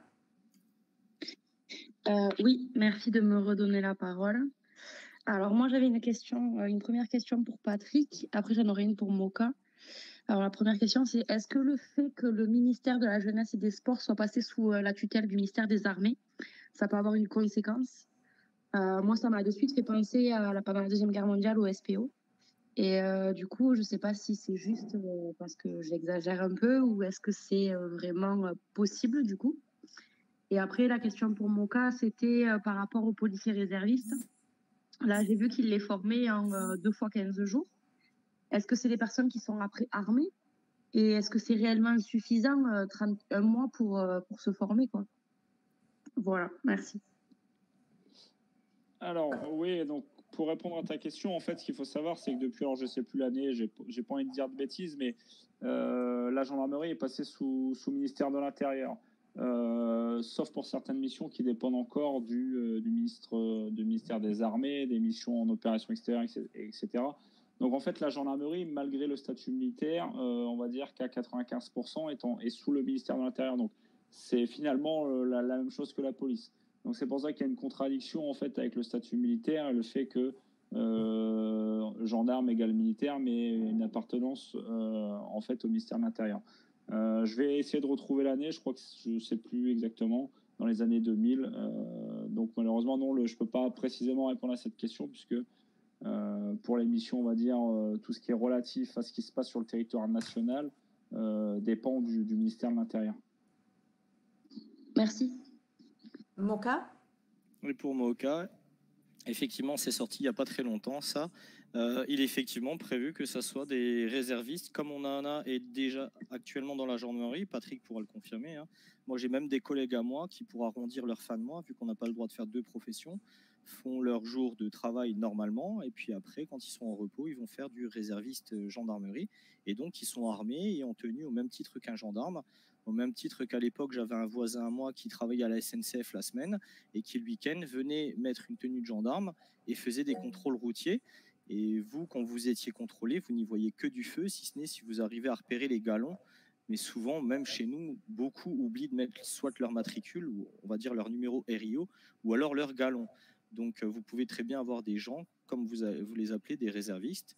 Je sais qu'actuellement, j'en ai de la police municipale qui sont en train de faire le concours pour venir chez nous, en réserviste, hein, je parle, parce qu'ils n'ont pas pu avoir le vrai concours. Et donc, ils viennent un petit peu voir, faire des missions de l'intérieur, etc. D'accord, merci. Mais du coup, c'est vachement dangereux parce qu'on laisse des armes à n'importe qui, en fait. La question de l'arme en elle-même, j'attends de voir effectivement quand ça sera mis en place. Je sais qu'actuellement, nos réservistes à nous, ceux qui sont partis en retraite, mais qu'on rappelle de temps à autre, ont encore une arme. Par contre, ils n'ont plus leur statut et leur qualification judiciaire. Donc, ils ne peuvent plus faire d'actes de police judiciaire. Par contre, ils peuvent toujours surveiller une ambassade, un consulat, aller chercher des voleurs à l'étalage et je ne sais quoi d'autre. Hein.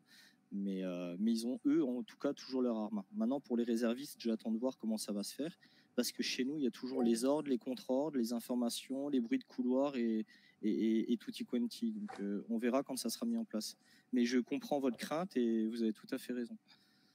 Surtout que maintenant, nous avons la carte SNCF avec le statut qui nous permet de voyager dans les trains. Par contre, il faut qu'on ait notre carte de policier sur nous et notre arme. Et on doit se signaler au contrôleur en montant dans le train. Je sais qu'on va avoir beaucoup de jeunes qui, encore une fois, vont faire les malins. Ah, moi, je suis policier, je viens de rentrer dans la boîte. Regarde, chérie, j'ai une arme, tu vois, tu veux sortir avec moi. Je sens pas trop cette histoire, sachant que nous, dans les stands de tir, on nous précise toujours qui dit port d'armes dit port du gilet pare-balles. Or, quand vous partez en train, en voyage ou en vacances avec votre petite femme, je ne vois pas vous porter un gilet pare-balles. Mais par contre, vous aurez une arme. C'est pareil, c'est toujours des trucs qui sont en contradiction, qui, moi, me gênent assez. Maintenant, les syndicats se félicitent. Pour eux, c'est une grande avancée. Bon, ben, on verra bien. Je pense qu'un jour, il y aura peut-être une bavure, mais voilà, je ne peux pas dire plus, quoi. Merci, Moka. Fred 17. Fred 17. Le micro.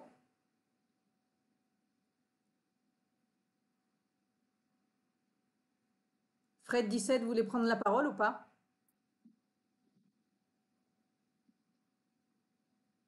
Je passe au suivant. Mohamed. Oui, moi je suis là.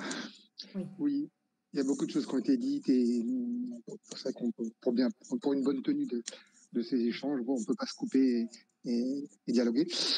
Donc il y a beaucoup de choses qui ont été dites. Donc ce que je voulais dire, c'était confirmer des choses. Effectivement, ce que je voulais dire, c'est que ce qui a été dit, effectivement, le nivellement par le bas, et j'en reviens à cette formation. Effectivement, je ne sais pas si Moka me contredira, les policiers avaient une formation sur le juridique, le droit et le code civil, etc., beaucoup plus important il y a quelques années que maintenant. Je crois que maintenant, il y a à peine quelques heures ou à peine quelques jours. Ça, c'était pour ce volet-là. Mais en ce qui concerne éventuellement l'inquiétude qu'évoquait Sabrina, éventuellement, quand est-ce que les forces de l'ordre viennent nous sauver, nous sortir de là, moi, ce que je peux dire, c'est que il y a eu une manifestation de place d'Armes le 26 mars à Paris. Il y avait quelques milliers de personnes quand même, et où il y a eu des discours d'anciens généraux qui étaient des discours relativement importants et qui ont pu éventuellement être passibles au moins des commissions à la retraite. Je ne sais pas comment on peut intervenir, mais ils ont été très très loin dans leur discours.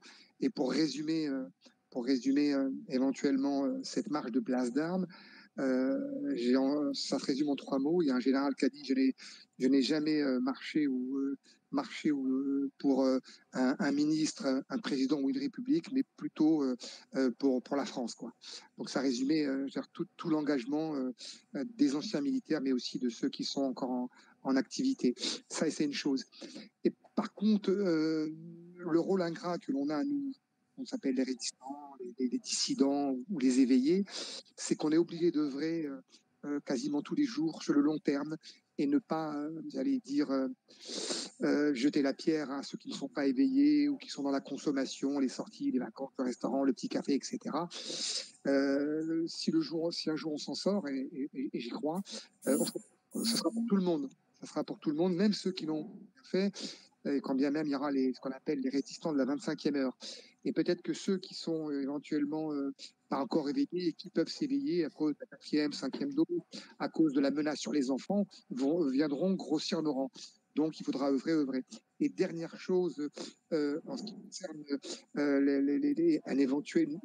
d'éventuelles personnalités des forces de l'ordre, des généraux ou éventuellement des officiers ou des collègues qui ont un grade,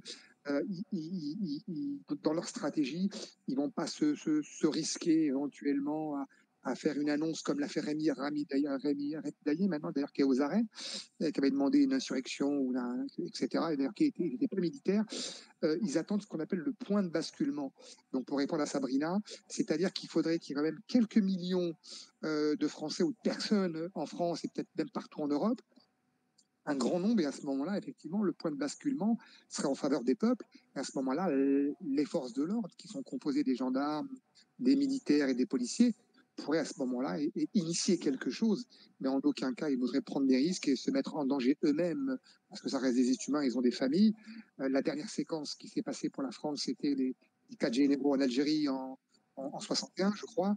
Et ça ne s'est pas très bien passé parce que tout le monde n'a pas suivi. Donc voilà, c'était ma contribution à la suite de nos entretiens. Voilà, merci. Merci Mohamed.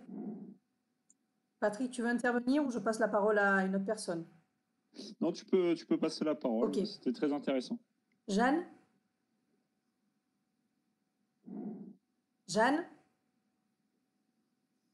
Alors si Jeanne ne répond pas, je lui repasse la parole à Fred 17. Oui, bonsoir. Bonsoir. Oui, voilà. Bon, moi, enfin, pour me présenter rapidement, je suis un ancien fonctionnaire de police qui a démissionné à l'époque des Gilets jaunes. Je travaillais sur les quartiers nord, enfin tout Marseille. Et je voulais rebondir un peu sur tout ce qui a été dit. Et effectivement,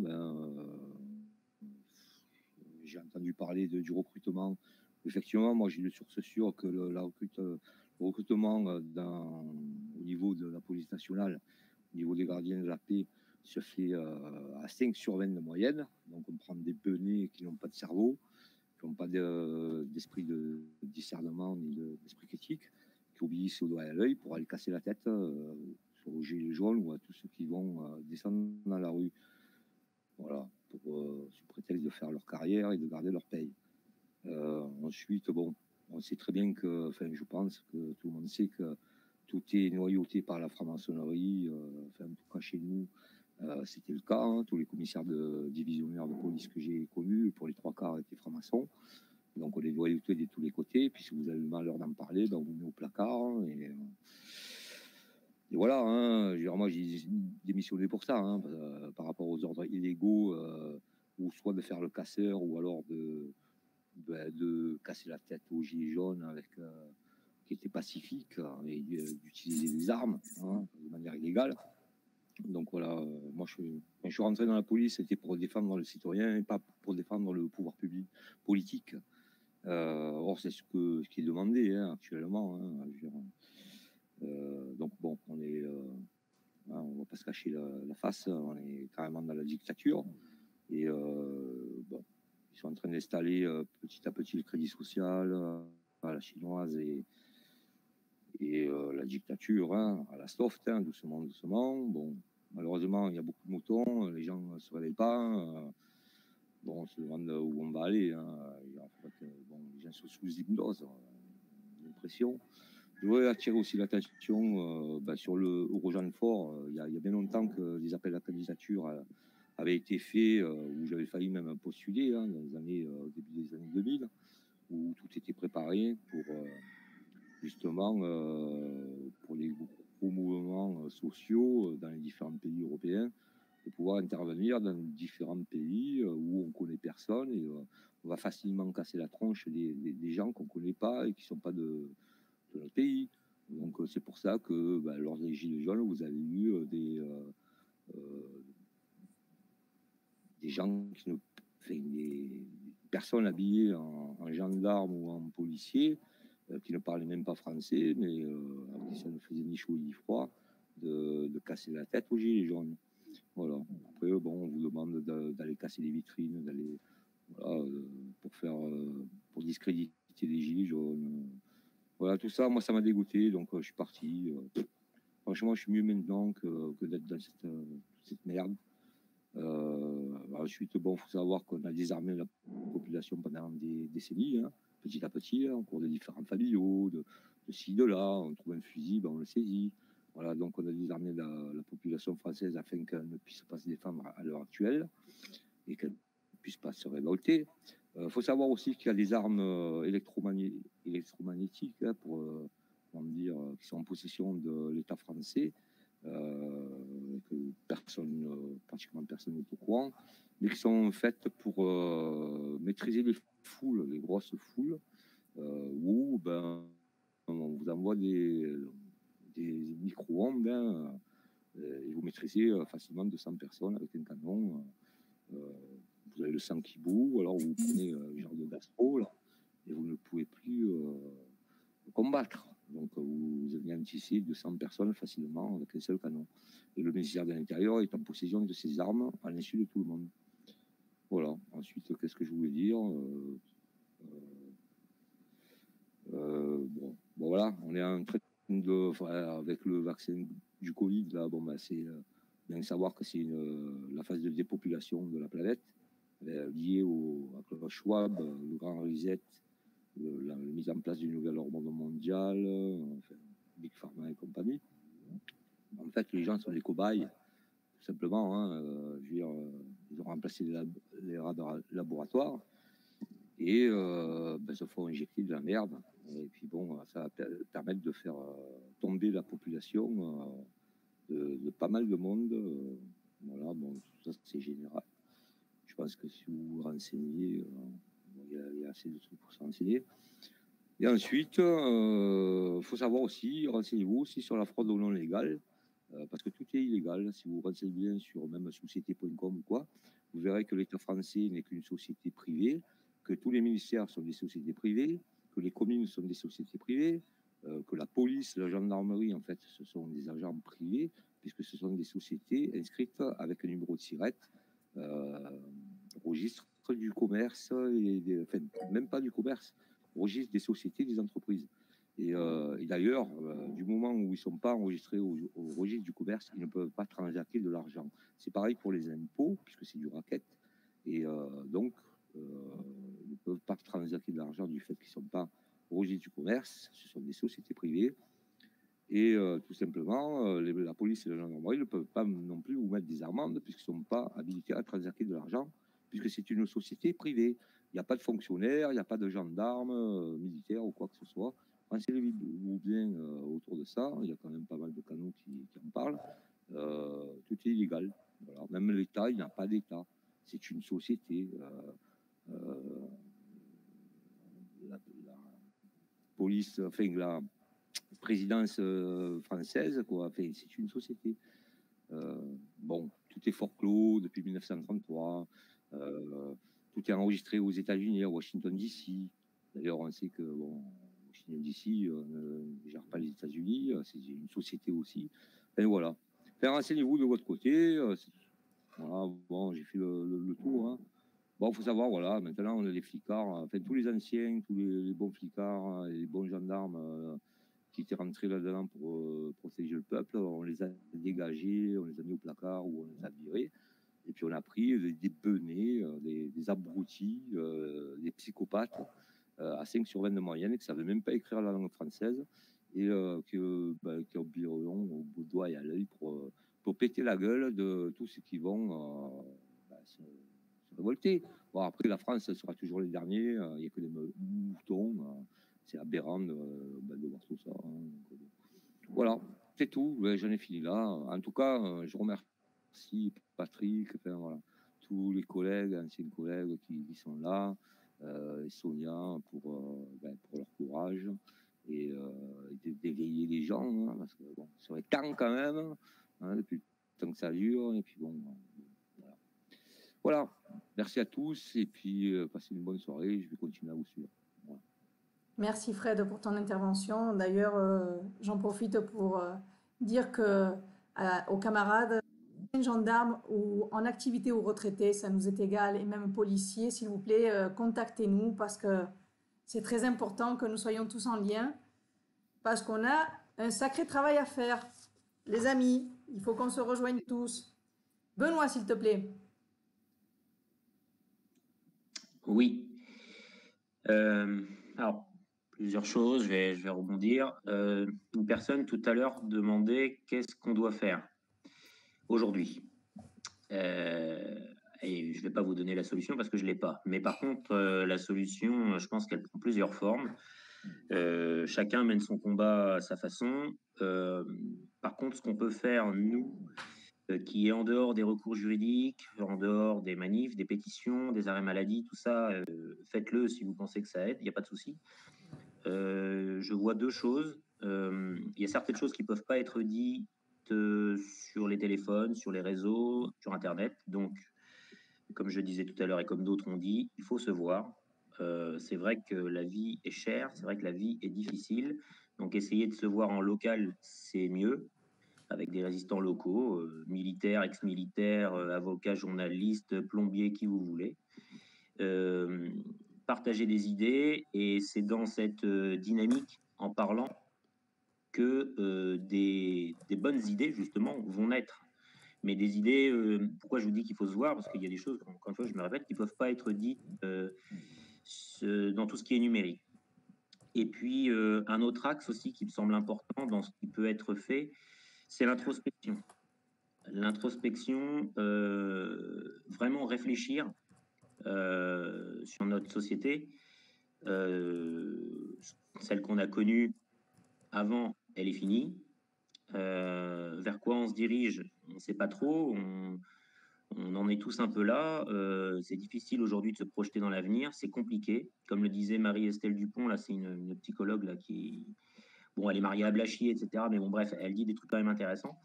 Et elle disait que voilà, quand on n'arrive plus à se projeter, quand des humains n'arrivent plus à voir comme ça dans l'avenir, c'est source d'angoisse, de dépression. Et voilà, c'est vrai que c'est compliqué. On vit une époque compliquée. Mais cette introspection, pour moi, elle est importante parce que quand on réalise certaines choses, notamment par exemple notre finitude, notre propre mort, quand je dis ça, il n'y a aucune idée morbide, je ne suis pas suicidaire, mais ce combat qu'on commence à mener aujourd'hui, parce qu'on en est peut-être qu'au début, l'Union soviétique, ça a duré 70 ans, bon voilà, mais là, pour voir le verre à moitié plein, c'est que les tyrannies, un jour ou l'autre, elles s'effondrent. Donc la nôtre, elle s'effondrera aussi. Quand, j'en sais rien. Ça, malheureusement, je n'ai pas de boule de cristal non plus. Mais il faut, je pense, faire cette introspection, se dire que peut-être ces combats qu'on mène aujourd'hui nous emmèneront dans le cercueil, nous emmèneront à avoir des blessures, nous emmèneront... C'est important, je pense. C'est vraiment important de faire cette introspection, d'avoir ce recul sur le chemin qu'on est en train d'emprunter, en fait, tous.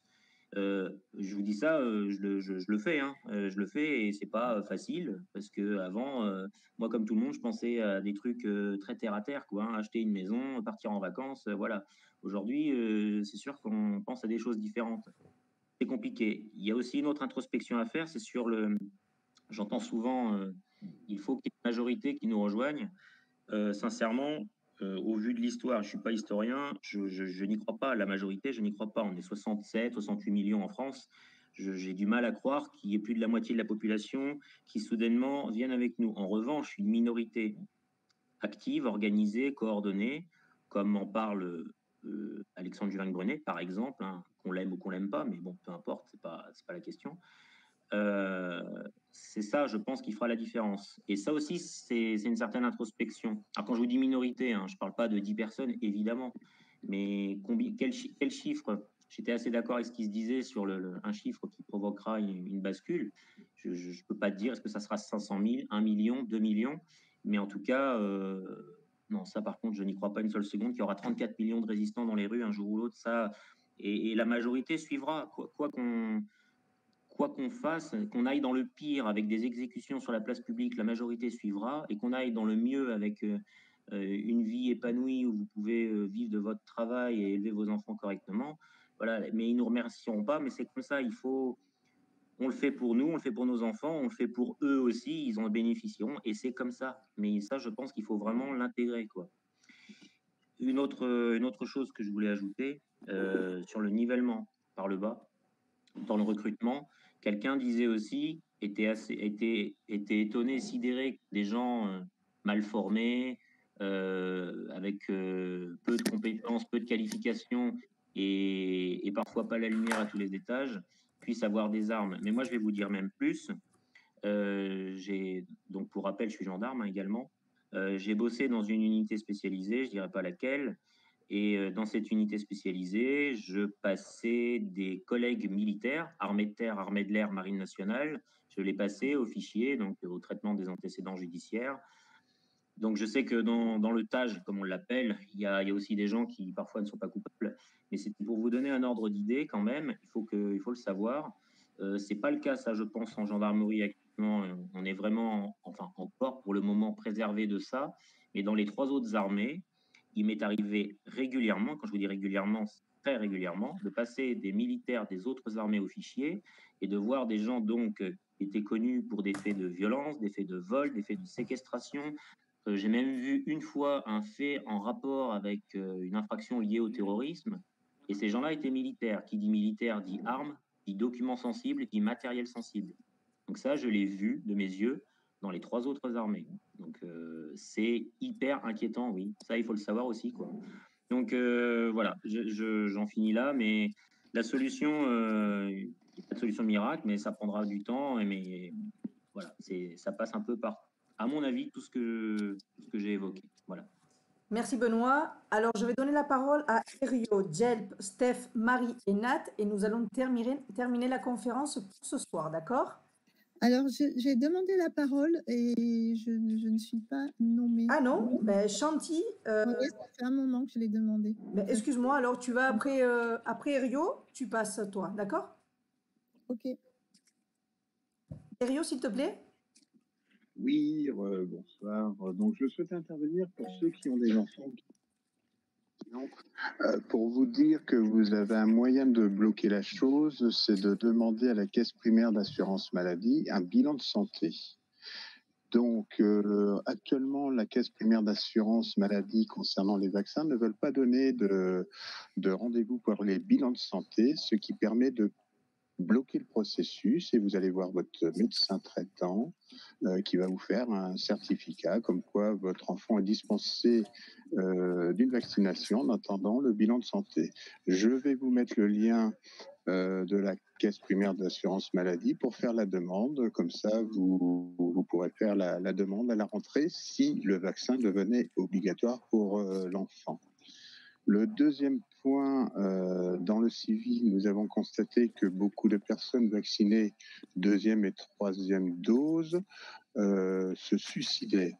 Donc, comme les policiers, gendarmes ont eu une obligation de se vacciner, vous avez peut-être des collègues autour de vous qui ont des tendances suicidaires. Donc, c'est à surveiller aussi au niveau de vos collègues, étant donné qu'ils ont les moyens pour le faire. C'était tout ce que j'avais à rajouter. Donc, je vous mets le lien pour la caisse primaire d'assurance maladie. Merci Rio. Chanty? Alors oui, alors je voulais prendre la parole par rapport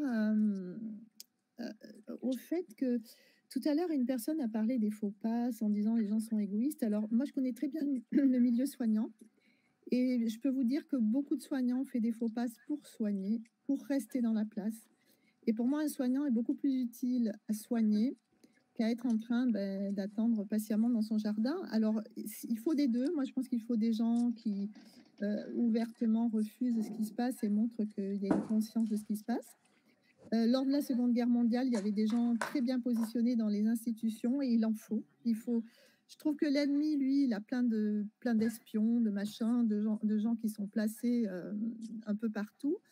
Et je crois qu'il faut qu'on devienne un peu malin parce qu'on est beaucoup trop franc, beaucoup trop ouvert. Effectivement, on va aller manifester, puis on va se ramasser des coups de matraque. Et je crois qu'il faut, faut pouvoir maintenant, c'est quand on demande quoi faire, mais comme disait François Mohamed, il disait on ne va pas en parler sur Internet, mais il va falloir devenir un petit peu malin.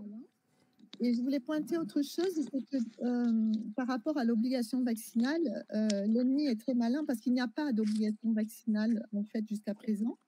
On met les gens dans des conditions telles qu'ils ne peuvent plus travailler et qui font qu'ils se retrouvent obligés de travailler, mais juridiquement, il n'y a pas d'obligation vaccinale pour l'instant. Et c'est très malin de la part de nos gouvernants. Et donc, il faut voir que il y a beaucoup de perversions justement dans l'utilisation de la loi et tout. Ils se couvrent énormément. Et je crois qu'en face, il faut qu'on apprenne à être très malin et être presque invisible. Voilà ce que je voulais dire. Merci Chanty. Jelp? Oui, merci de me donner la parole. J'avais 2 ou 3 choses à dire. La première, je voudrais revenir sur Eurogenfort.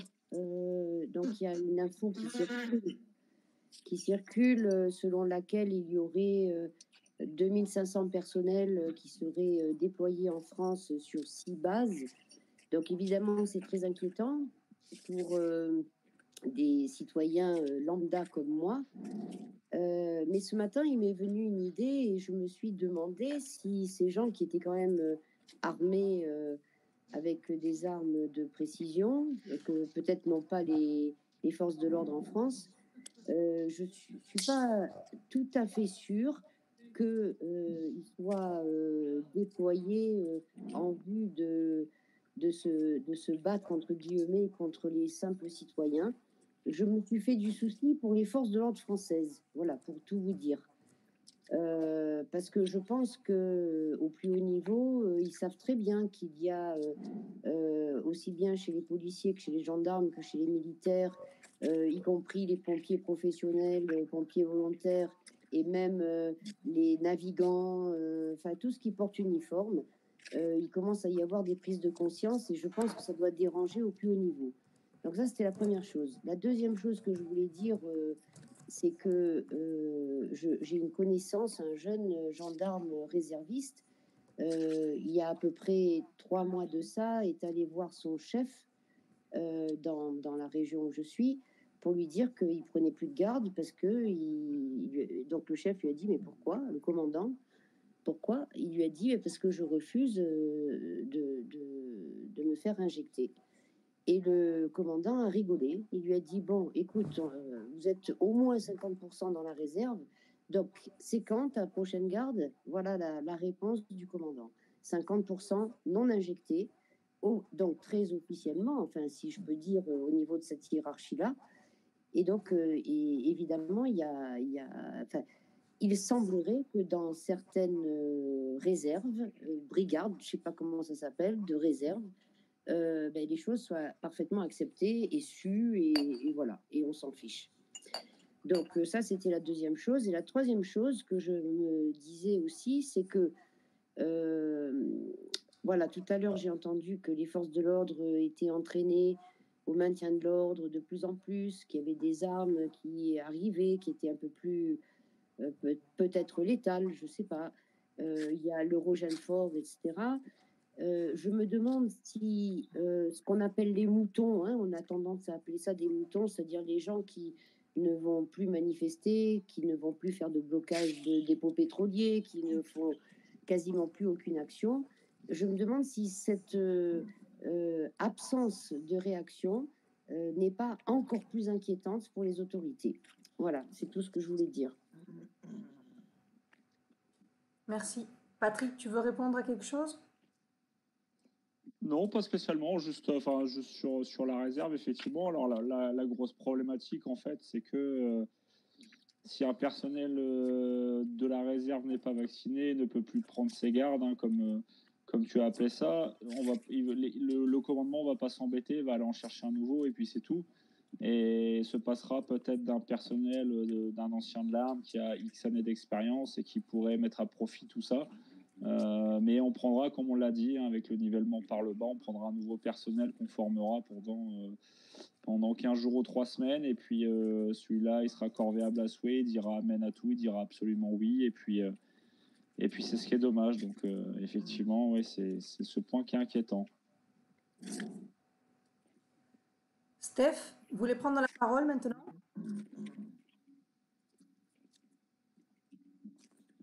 Steph?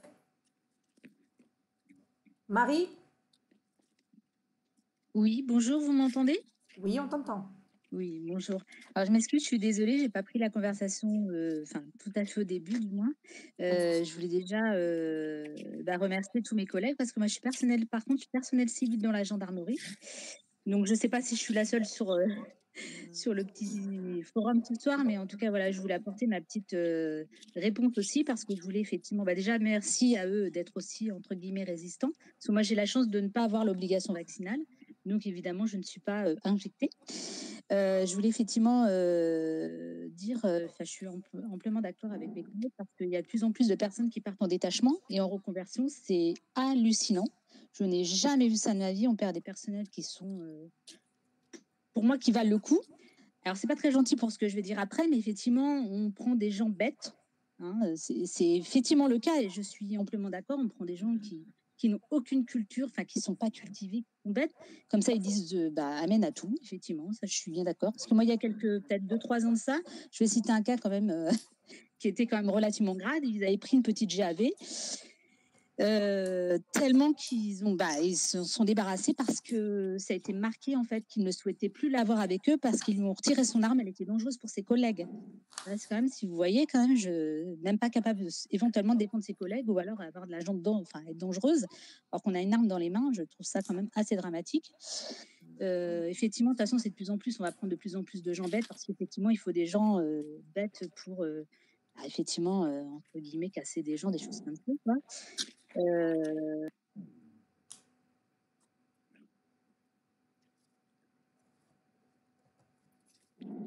On a eu un petit problème avec Marie. Nat, s'il te plaît. Nat?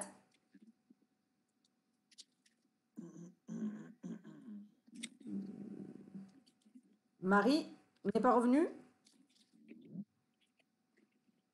Non? Est-ce que Steph pourrait parler maintenant? Parce que je sais qu'il a des petits problèmes de micro. Non?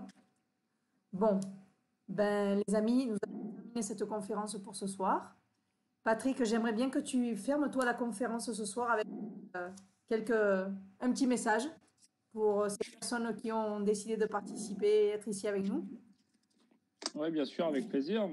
Écoute, je voulais remercier tout le monde. C'est très important que les gens n'oublient pas cette relation qui doit nous unir, force de l'ordre et population, parce que la vocation d'un personnel, d'un membre des forces de l'ordre, c'est avant tout de défendre la population. Et ça, il ne faut vraiment pas que vous, qui faites partie de cette population civile, oubliez que les forces de l'ordre sont là pour vous protéger. Malheureusement, ça se voit beaucoup moins ces derniers temps et c'est dommage, mais il faut bien prendre en compte qu'il y a encore des résistants il y a dans les forces de l'ordre, il y a des gens qui sont encore intègres et qui ont à cœur de bien faire leur métier. Et voilà, si j'avais un message à faire passer, c'est que quand vous voyez un personnel des forces de l'ordre et que vous avez éventuellement l'occasion de discuter avec lui, essayez de voir un petit peu ce qu'il pense. Alors, il vous le dira pas forcément de manière officielle, s'il y a le chef qui est à côté, si on sait-on jamais, mais allez vers eux parce que malheureusement, des fois, ils n'osent pas forcément aller vers vous. Mais voilà, il faut rester tous unis, tous soudés, et puis et surtout ne pas se faire injecter pour préserver sa santé. Je pense que c'est ça le mot de la fin. Merci Patrick pour être avec nous ce soir dans cette première conférence de Police pour la vérité. Nous allons faire plusieurs conférences. Nous allons avoir avec nous des autres camarades, des militaires, des pompiers aussi. Alors, je vous invite à tous à participer.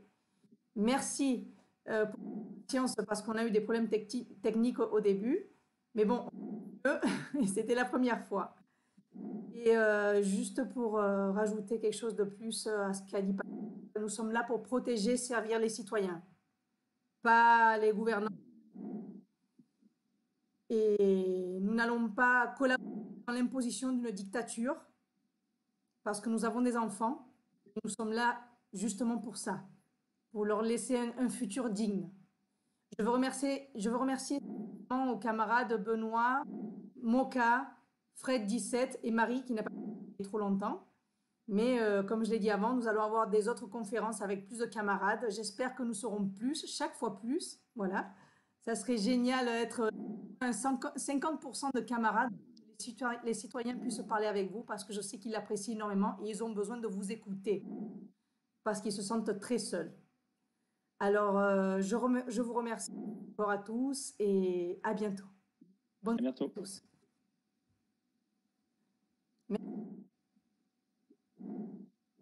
Merci à vous, à bientôt. À bientôt. Merci et bonne soirée à vous. Bonne soirée, à bientôt. Je peux poser une dernière petite question? Oui, Julien. Bonne soirée. C'est une question qui vient de m'arriver, mais du coup, vous dites qu'en effet, il y a des représentants de forces de l'ordre avec qui l'on peut parler. Mais comment on les reconnaît pour ne pas tomber sur quelqu'un qui finalement nous mettra dans le mal? Ben, vous allez observer la personne que vous avez devant vous. Et je pense que vous vous rendrez compte. Si vous voulez parler avec un camarade pour essayer de leur donner des informations, je vous conseille que vous essayiez de parler avec lui quand il soit tout seul. Et surtout pas dans des interventions ni dans des manifestations. C'est pas une bonne idée pour leur donner des informations. D'accord? Ok, ça marche. À bientôt. À bientôt, merci. À vous.